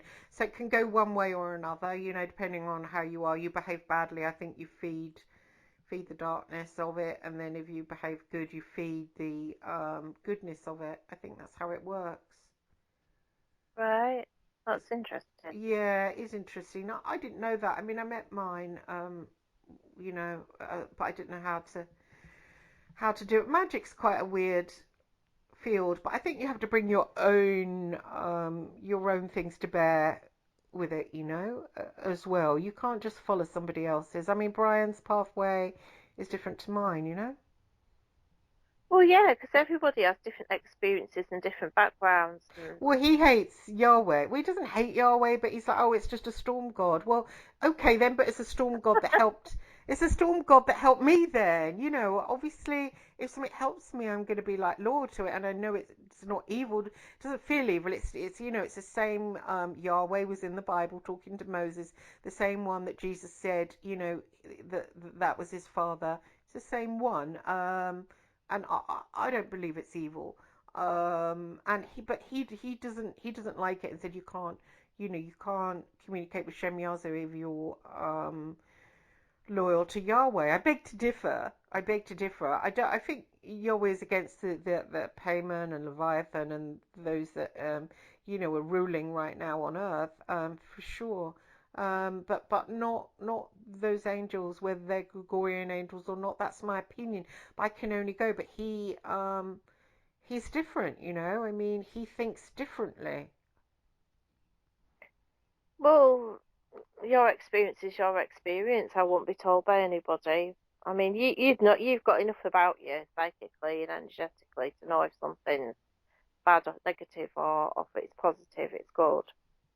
You're Yeah, you're powerful. You're powerful enough yourself. So, I don't know. It's strange, isn't it? The whole thing. oh, it is strange. And imagine us not knowing, who to pray to, and it all be confusing. That's the rulers that have done that to us. They don't want us having any psychic power or having any interaction with anything powerful. They don't want that, and so they've scribbled it all out and muddied our waters. So we're sitting here not knowing who to give thanks and praise to. It's really stinking if you think about it, isn't it? Yeah, yeah. Because I think that humans are naturally spiritual beings Yeah, myself, yeah, yeah. and I think that they're naturally aligned with whoever there is the higher consciousness, the higher power. And that's Exactly, and what. yet, yeah, we're told we're not. Oh, you can't dance around the trees, because that's paganism and that's anti-Christian, that's anti-Jesus. I mean, what the hell? That's rubbish, isn't it? It's absolute It's rubbish. it's it's just I don't like being in this position where I'm scratching my head and thinking I hope things are okay.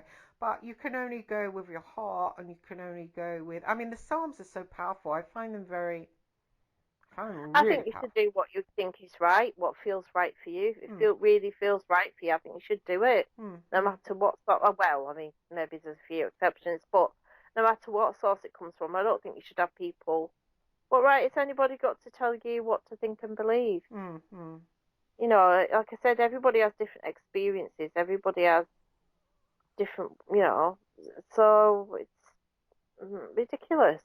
I know, like he said, oh, you can't call out for Jesus when you. I mean, but firstly, actually, I call for the pastor, and I was in the astral. You don't always have great control over what you're gonna shout. And then he's like, oh, you can't work with Jesus. Jesus was a magician and whatever.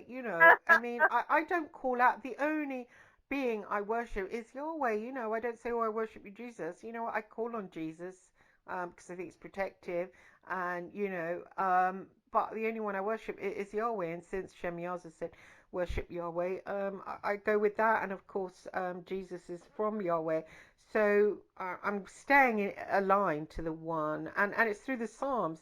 I do believe you can just feel him all the way through the Psalms. So yeah, I mean, I don't think there's a delineation.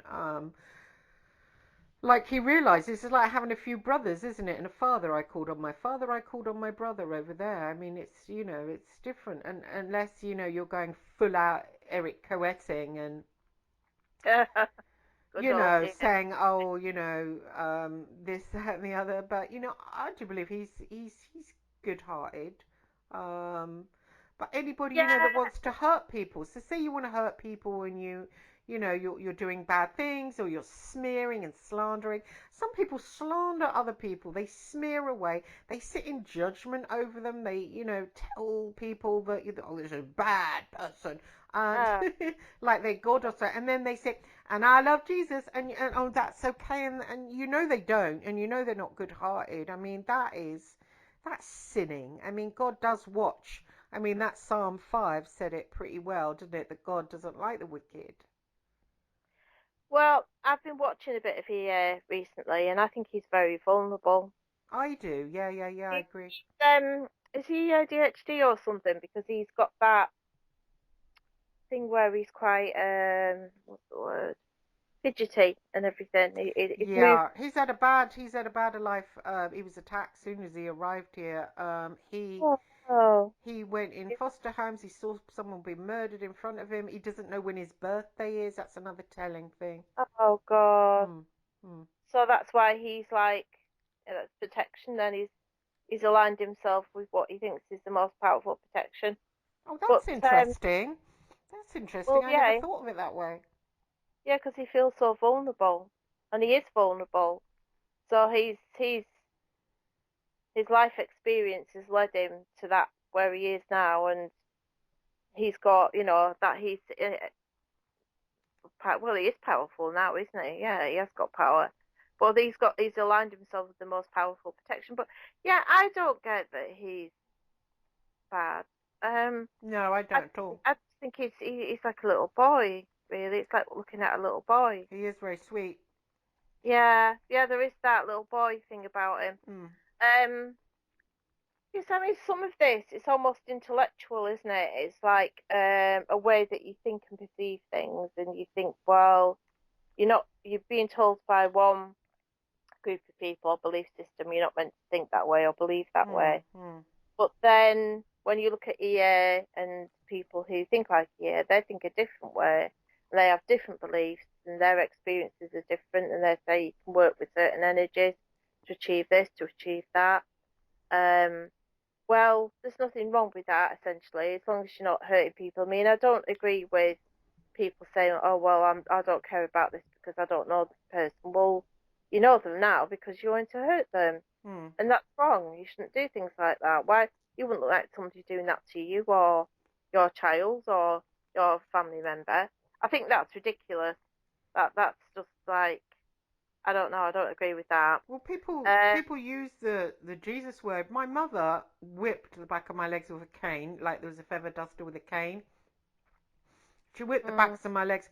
She was well into Jesus. I love Jesus, Jesus, Lee, I love you. And she was very sort of, oh Jesus, I beg for mercy, I love you, shine down, and all that stuff. You'd think she was a good woman. All the neighbours thought she was such a good woman. no, yeah. Look, my friend, one of my friends, dead respectable family, big Catholic churchgoers, and the dad was beating the crap out of the mum in front of them. And big Catholic family, and half of the family are nuts because of what they experienced. They were respectable religious people who went and worshipped. It means nothing. It Hmm. means nothing unless you live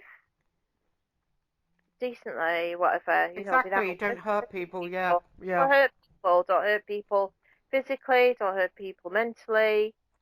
Um, I mean, I know people get stressed and they do things, and I've had done it myself in my own life. I've hurt people.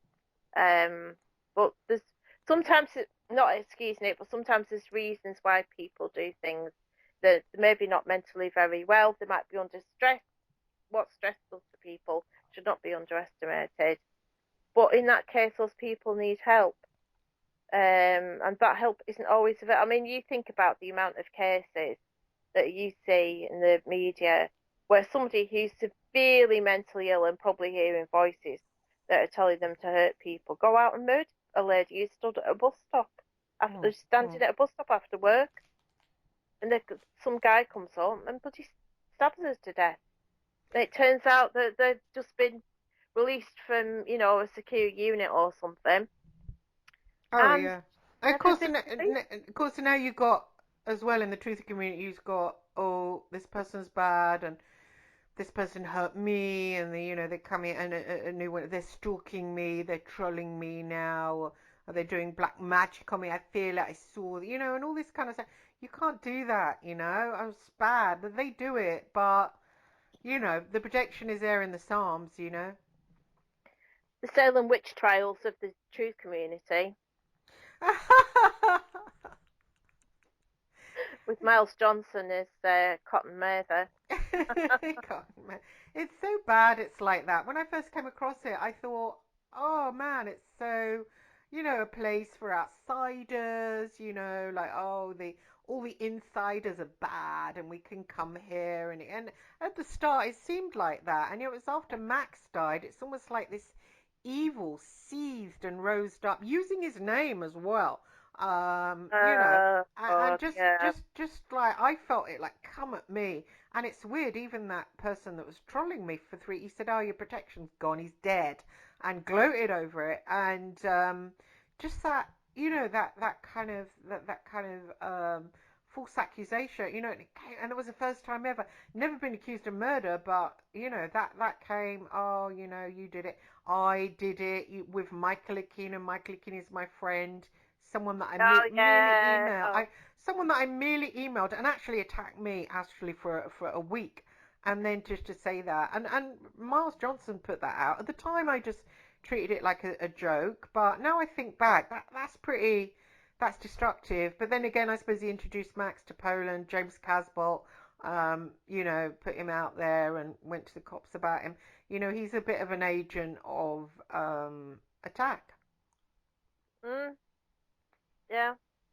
Well, he was quite happy for James to stand at one of his conferences at the Barge, whatever, down in Wiltshire, Hmm. and tell all about um, that thing in New York with the Rothschilds. It was quite happy for him to do that and say that he's done this and he's done that, and he didn't stop him and say, James, stop. What you're describing is murder, multiple murders. Hmm. Hmm.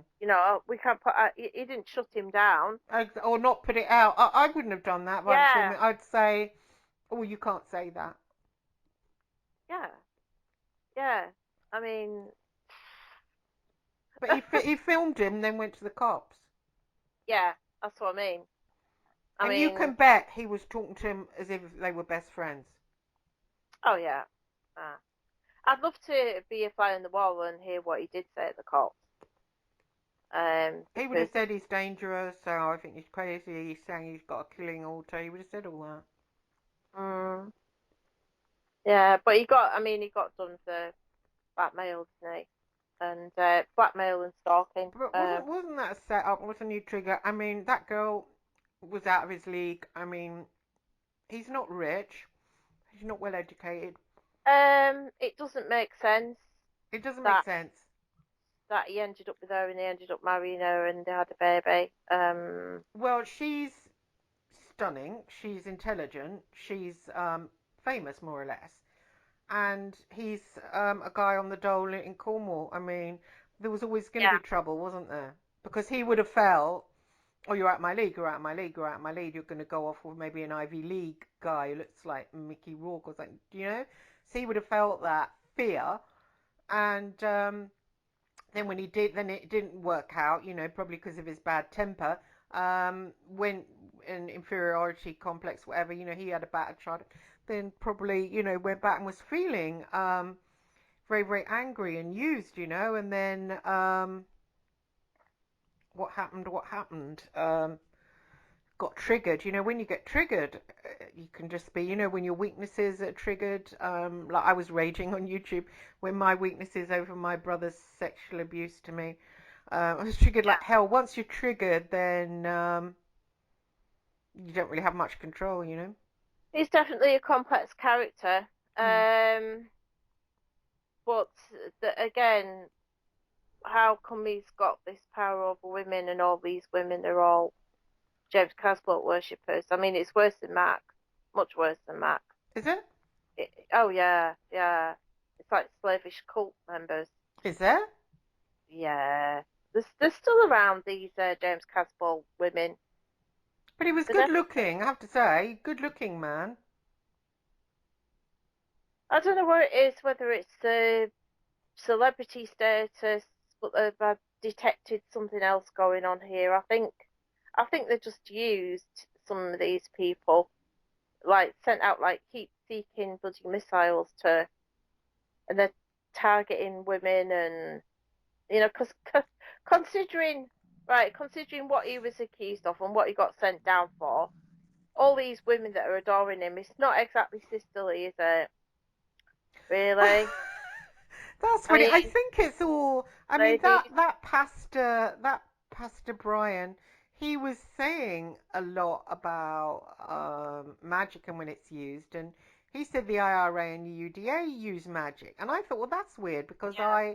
went down, had sex with that second in command of the real IRA, and he's a famous name. Everybody knows him. I won't say it. And then I went to the serial killers, and was I kind of used like as a kind of a pollinator or something? Like I don't know, getting energy from these men, and then because I always thought, oh, I was a spy. Maybe I was like used as a kind of a spy, But I'm thinking now maybe it was like harvesting energy through sex. I think the sex was information gathering. Oh, do you? Gathering, yeah, but you were gathering more than practical 3D information. You were gathering magical and energetic information, astral information as well. So that was why you were being used. Oh, I see. Yeah, no, I absolutely no doubt that organisations like this all use magic. I mean, you look at the Mexican drug cartel; they all use magic. The Santa Muerte and the patron saint of drug dealers, the patron saint of hitmen, sicarios. They've created their own thing. When was it? When was there a patron saint of sicarios ever? They're heavily using magic because they're dealing with um lot unimaginable amounts of money, unimaginable amounts of danger, and unimaginable amounts of death. Now you think of those three things, the energy created out of one of those things alone. So you're dealing with massive amounts of energy, and it has to be managed. And the heads of these cartels will be in constant danger for all the power that they've got. So of course you're going to use. I mean, witchcraft is rife in Mexico anyway. There's loads of witchcraft goes on, tons of it. So just on a basic level, and because I mean you find that everywhere, anywhere where people are quite poor and impoverished, there'll be a healthy environment of witchcraft. It's like I was telling you about the witches in Romania. For American listeners, Romania is quite a poor country and has been for quite a while. It was under communist rule up to a few decades ago. But there is a big witchcraft contingent, and which is offering various services. And it's that big that the politicians in power thought about taxing the witches because they were making so much money. Now there was a bit of a pushback over this from the witches, and the politicians backed off because they didn't want to get the backlash of what would be unleashed on them. So any organisation that deals with danger, death, power, yeah, they'll use witchcraft, whether it's for protection, whether it's to get victory over enemies, to get information, to spy on people, all that. Yeah. But what kind of information would I have been getting, say, on the relay array? What information would there be there astrally? Astrally, who's working through them, if anything, who they're working for, if anything, what are they trying? Because you've got to remember, Ireland is a very powerful psychic entity in itself. So there is a hell of a lot of psychic energy in Ireland, a hell of a lot. Ancient energy, psychic energy, the energy of the fair, um, all those megalithic things that are containing and channeling energy. So it's like one huge battery, but with loads of little batteries all over it. So yeah, about information about the operative, you know, personal information, um, all that, and who they're dealing with in the astral, what's going on with them. That's interesting because after, I came back from there and I saw this guy's, he had a secret room in his house and he showed me it. And there was nothing in there, magazines, whatever. I mean, I looked around, he showed me around. I mean, why would he show me around? I was a journalist. Anyway, interestingly, when he got arrested, it was about 7 months after that, they said they found explosives in that secret room. So that was planted. So that's another energy form, isn't it? Things that explode. I mean, that's really powerful. Is it? Well, of course it is, yeah, because it's very highly destructive. Mm. Highly destructive. Look at the Omar bomb. There was something weird about that. Yeah, absolutely. I agree with you. There I was tell some. you, sorry, what were you I going to think that say? was. I think that was a ritual sacrifice. So do I, so do I, so do I. And there was Hmm. something weird about it because there was an agent who came here, Peter's, I can't remember his second name. I was very, actually, it's weird to think how obsessed I was with someone called Mooch Blair. There was a guy called No, but it was Sorry. weird though, because I mean, how much have I been used? How much am I accessed and used? Those, pastors, okay, it was in the astral, but they were pulling things out of me that I had put in by the Catholic Church. So how much was I access to, go down there and do what I was doing? But I remember wanting to meet Mooch Blair, and I said to Liam, I want to meet Mooch Blair, and he was like, why? And I said, well, it's my book. Again, I had this excuse. Oh, I'm writing a book. I've got a character like Mooch Blair. Now, Mooch Blair shot these two cops as they sat in Dundalk one day when they were sitting there eating ice cream. And he was very known as very ruthless and lethal. And I pushed to meet him, push, push, push, push, push. And then eventually I was introduced to him, met him, whatever. There was another guy. Martin O'Hagan. He ended up getting shot. He was very interested in him. We met after to talk about him, and I did an interview. The interview is with Mooch Blair that I did for the News of the World, but is I've got it on my Facebook profile. Um, and interestingly, an agent called Peter Kelty. Peter Kelty came to London, and he was with another guy, and for some reason they got in contact with the News of the World. For some reason, somebody told me because I was Northern Irelanded up, and they said, "Oh, these agents, they're pissed off with the British. They're saying, oh, we've come here, we want money off you. You've used us, MI6. You've used us. You've cast us aside. It's dangerous from Ireland. We're going to go to the press." So they were literally milling around London, and so they rang us. I went along and somebody else went along, and I was talking to this Peter Kilty, and he said something about, oh yeah, Mooch Blair drove the bomb car, and no, Mooch Blair made the bomb, and I'm like, say what? And he said Mooch Blair was an agent for MI6. So that's quite interesting. He was an agent for MI6, and they knew about the bomb car, and they followed the car with a satellite, and of course, Mooch made the bomb, so they knew all about the Omar bomb before, and they followed the bomb car, and of course, there was this weird thing where the target was a courthouse, and yet there was no parking at the courthouse. So then they gave the bomb warning, there's a bomb in Main Street, and the person taking it thought they meant there's a bomb in the main street, and because they knew it was a courthouse, they ushered people towards the bomb. But it's all very fudged up. It's all very.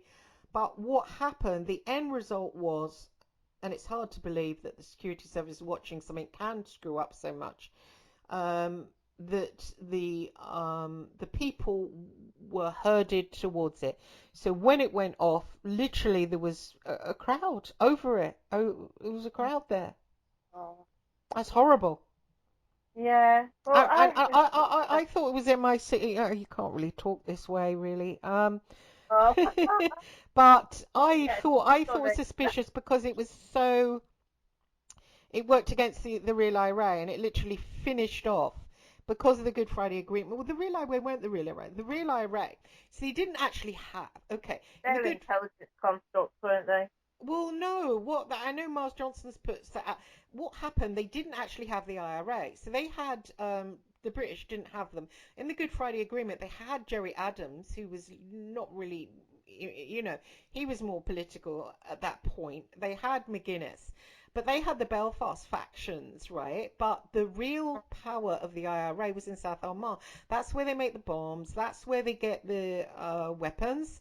The weapons are all down there, and the arms dumps are all down there. And it was run by Michael McKevitt. And so when they did the meeting in Gweedore to say, right, we've signed the Good Friday Agreement, the South Armagh Brigade, which is like the SAS of the British Army, they said, no, no, no, we're not going along with this. And they walked out. So that is in effect the IRA walking out. So they didn't have it. So there was this big thing that, oh, we've got the IRA and they're different. They're the real IRA. Well, that's what I mean What? by the construct. That's what I mean by a construct. That it wasn't the people that you're talking about, like you're describing.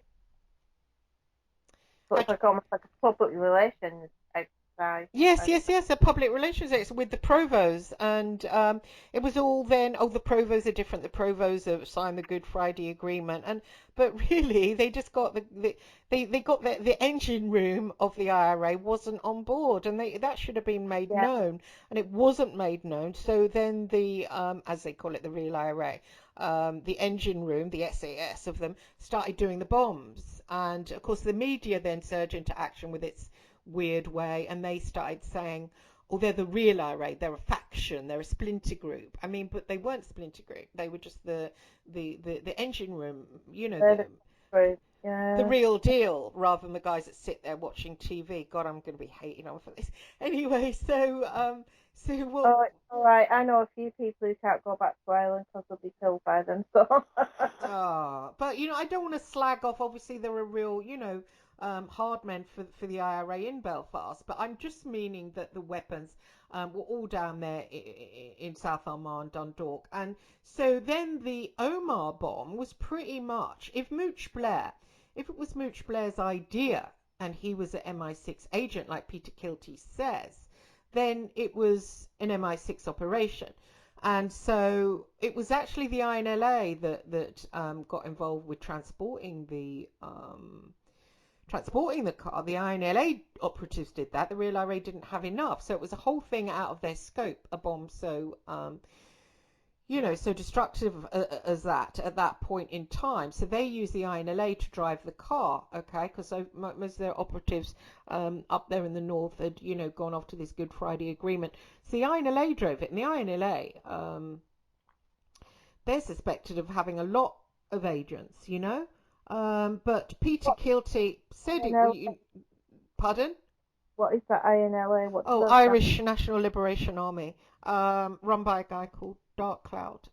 So interestingly, Culty said Mooch Blair was MI6, and then he started talking about the bomb. But he said, I'll tell you more. We don't get our payout." Anyway, I ran a little story in the News of the World. Next thing, next thing they got their money, disappeared, you know. So it's like they bitch slapped the government, and they got their payout. He's disappeared now, Kilty, unless he's dead. I suppose they might have just got offed. I mean, who knows? But they disappeared. And Mooch Blair was lifted. Last thing I heard, Mooch Blair was lifted away. So it's all really interesting, that Omagh bomb, and I do think that it was some kind of psychic. Um, Mm, there was so much blood, so much suffering, so much pain, it's way. and it finished off the IRA. So it's almost like, okay, you don't want to sign the Good Friday Agreement. Well, we'll finish you off anyway. I mean, they're really powerful, the British state. I mean, they're so dark, dark, dark, and they're so powerful, and they're so up to their balls in magic. Oh, well, the British Empire was initiated by John Dee, wasn't it? Yes, Brian Barrett said that. Yeah, yeah, yeah. Yeah. They're lethal, aren't they? On the Isle of Dogs all those centuries ago. Mm. I mean, the British Empire is a highly powerfully magical entity Yes. on its on its And own. But it's probably in bed with the bishops and the Romans. oh yeah, Yeah, yeah, it still has that power. People might think it doesn't, but it still has that power. The royal family have their own magical power. yeah, So when you think two really powerful entities yeah. of our construct kind of thing. Mm. Yeah, I think the reason why the Catholic Church was all over Ireland is because of that magical energy, that strong energy, Mm. and they have to harness it. They harness. If you notice anywhere where there's anything like that, the Catholic Church are on it, and they're on Yeah. it because they know magic, because they are in essence Babylonian. Are they? So yeah, the origins of Babylonian. Yeah, Who is the British? the Catholic Church. Oh, the Catholic. Well, they're Baal worshippers, and it's interesting Yeah, because Brian Barrett said that, and all this stuff about pedophiles, child. It's because that in antiquity, Baal, who the Babylonians worship, Baal, Moloch, all those dark creatures, they ate children, and children sacrificed them. So probably that's where we're getting the sense that that's going on, or it is going on. yeah, and it's like I said. I think the amount of paedophiles that are around nowadays that's happened through AI Yeah. is been done deliberately and an energy harvesting exercise. But yeah, I think that's why they're all over Ireland because it was so magically energetic, powerfully energetic, and they've done that in various places around the world. They've clamped down, they've wiped out the original pagan belief system, replaced it with their own, still Mm. harnessing that energy from the land and the people and the megaliths and all that and all the various forms of it. Because they know the systems, they know how things work, Mm.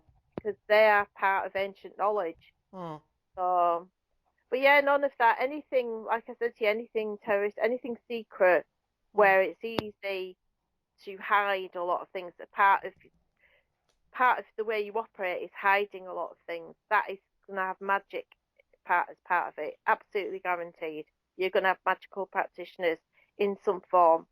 And the reason why you were sent in is because you've got the abilities, and I think you were the reason why your life has gone the way it is because you were designed for this, to be sent in places to gather information and to bring it back to whoever. The only thing is you're not quite sure who you're bringing it back to, but you can be guaranteed at one point it was being channeled through the Catholic Church back to whoever they're feeding back into.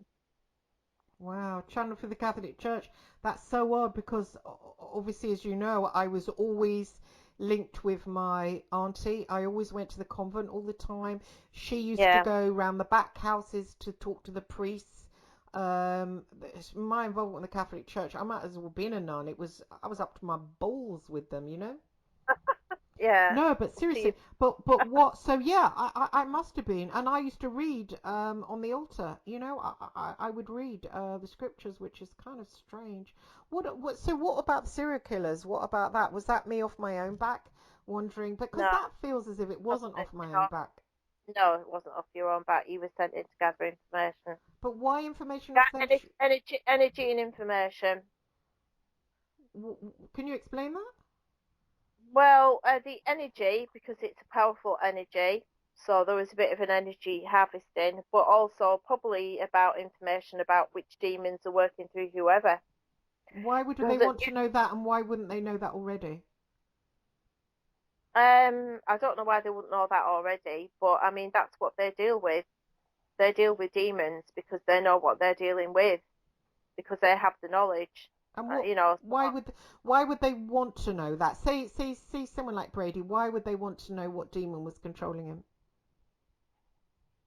probably like anything, if you've got any kind of management structure, you're going to want to know what's going on in various different parts of whatever you're running. I mean, because it's impossible to know what everything that's going on at any one time. So, that's my theory. That's what I think you were sent out to find out who was operating through who What and about who. the? I did have a really big drive. I've got to find out where he did it. Got it. Got it. Got it. Got it. There was all that Yeah, massive, yeah. massive, and with Bianchi. But what about the energy harvesting? What? How would that happen? Um, well, just like you were saying about CrimeCon Mm, and everything, and how we think that energy thing. All energy is needed, and say you were the person who sent you, or the group that had sent you in to find out about Bianchi. mm. Maybe there was something that they needed to do, and they needed a specific kind of energy to achieve that for a magical ritual. If you want to, it's like I said to you about Oh, 9/11. that made my blood run Yeah, cold when you said that. yeah. So you might need a specific, what's the energy of a serial killer to say you want to assassinate a particular person, or you want to wipe out a particular group of people. If you can harness that energy and you can send that energy in, then it's a bit like sending in a missile, isn't it? It's almost like an energetic magical missile. So there'll be that. But also remember, there's a lot of rivalry between different magical factions. Mm, And so if one person is a serial killer and they're acting as a puppet for a certain magical faction, so they can harness the energy of killing and the energy of murder and fear and all the rest of it for their purposes. Maybe another magical faction has sent you in to find out who is, where has this come from? Who is this? mm. Because people are jealous. It's like there's a lot of jealousy, there's a lot of rivalry going on.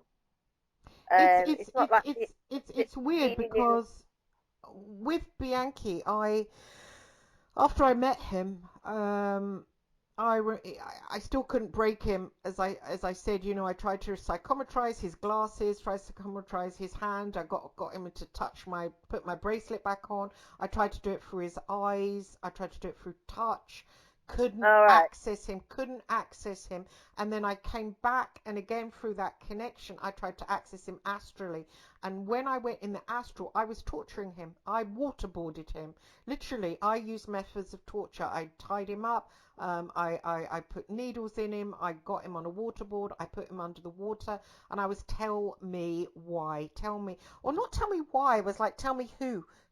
Show Yeah, me, show me, show me, show me. And literally, exactly. it was hard work. And eventually, I remember I was in the bath, and I have a lot of psychic activity in the bath. I was in the bath, and I was doing this in my mind, and he showed me. He got so weak, and I was threatening him over and over again. He got weaker and weaker and weaker, and suddenly, bang! I saw it, and I saw blues. I saw little blue aliens, little blue aliens, and I suddenly felt my body like lose its energy, and I went, "What the fuck is the blues?"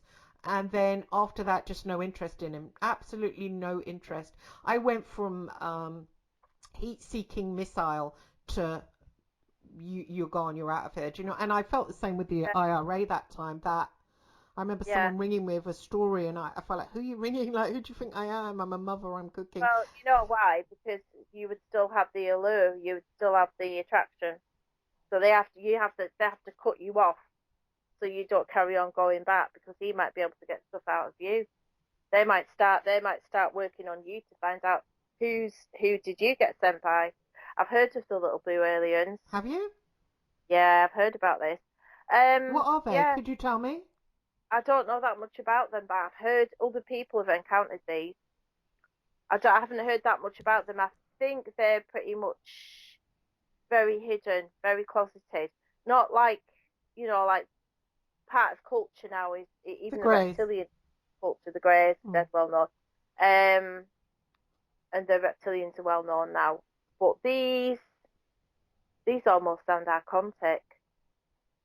I don't think they are archons, but they sound archontic. They sound like they might be aligned with them or something. That's odd. Archonic That's odd. type thing. That's odd. You should say that. I had a guy the other week, and he said to me, "I think I've got an attachment someone off YouTube. He said, I think I've got an Mm. attachment on my heart. So I said, well, I do a quick meditation with you. I did a meditation with him. I took him up to the 14th dimension, looked at his heart, and as I did, I thought, well, I'll just do the meditation with him. So I started cleansing my heart and I started seeing blue. And I said, you've got blue skin. And he said, I know. He said, I'm ET. I know I'm not from here. And I was like, wow. I said, well, your skin is blue. And then as I was doing the meditation with him, he said, Trevor. And I'm like, I was literally cleaning my heart out. He said, Trevor. I said, Trevor Waitley, my first love. And he goes, yeah, yeah, yeah. And then he went, Lincoln. I said, I don't know anyone called Lincoln. And this was, I was supposed to be helping him. And he said, Lincoln. I said, I don't know anyone called Lincoln. And then suddenly I had this massive light come on my head. And I went, Mm. Lincoln, Lincoln. And it was a priest that I fell in love with when I was about 11. And he, Right. So that was your heart energy. yes, he was Mm. accessing my heart energy. Better be a bit careful there, girl. I think he might have been a bit shady. But Making out that it. it's Mm. weird, Jana, because I had forgotten just completely. Even the name. I mean, that's quite an unusual name. And even when he said Lincoln, I said I don't know anyone called that. And but then suddenly the light came on, and how could I have forgotten that? And how could he access something that I've forgotten? 'Cause he could, and that's why he did that. But that's beyond what a psychic can do. Well, he said he's ET, didn't he? So no, I think psychics can do that. Psychics like us can do that. Well, So I'd literally, I'd forgotten. That was blocked off. And I think because it was linked with the Catholic Church again, it was blocked. oh, they blocked it off, so you can't access it. Yeah, they've blocked loads of things off. I But mean, they're responsible for a lot of things to do with you, and they still are. They still are. yeah, they Um, still are. Yeah. But but interestingly, he, I don't know how I could have blocked it because I was 11, went to my, when it was over in Ireland, he was my adoptive aunt's son. He was maybe mhm, about, I don't know, he was in his 20s. He looked like a god. Jesus, he was beautiful. He looked like an angel, mhm. like Angel Gabriel. He had black hair and he was a priest and he took me on, he had a motorbike. He took me on the back of his Priest motorbike up thing into, again. pardon? What is it with women and priests? But I was just a child, and then he took me up to his bedroom and he was sketching me because I remember I wanted the sketch, and I said, "Can I have it?" And he said, "No, no, no, I'm keeping it." And I went home and I became an artist. I would draw and draw and draw, and I wouldn't stop drawing. It really upset my mother. She got to stop doing that. And for some reason, I was just totally in love with him. For some reason, it was blocked until that guy did Lincoln, and I was like, right. And weirdly, um, when I stopped speaking to the guy, I went to the Mm. toilet. I was doing my cleansing of my face, and suddenly I was flashed back to being at the seaside over there in Ireland before we went round the house to see them. I was just flashed back to it. I just remember my mother going, "Shake the sand out of your flip flops," and I just sucked back to it. Strange, strange. So Okay. that was blue skin, and he said, "Yeah, I know I'm an ET. I've known it for a long time." And I had a vision of him being. It was in India, which is weird. There was an India connection because India's been hit at the moment. So maybe they're from India, these blue aliens. But I Yeah. said, "I see So you." there's blue gods in India. What? There's blue gods in India. There's gods with blue skin. Right.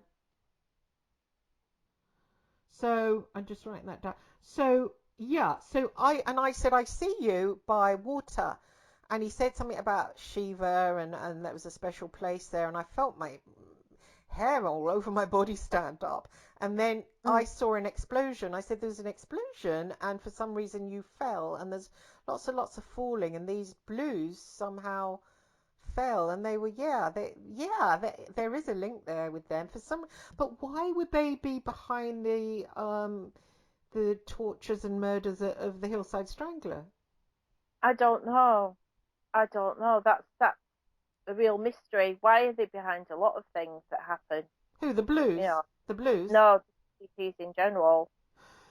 Not Are they? everything, but kind some things. Yeah, I definitely think there's an ET thing going on with the Chinese.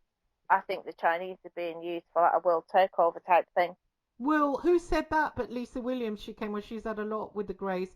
She said the Greys said we're going to become you and you're going to become us, which means we become beings with no soul.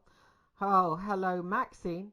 We're going to become beings with no soul and no color in our lives, and they're going to become the ones that harvest us and get that. And that made my blood run cold. And she said they're going to take over China or have already.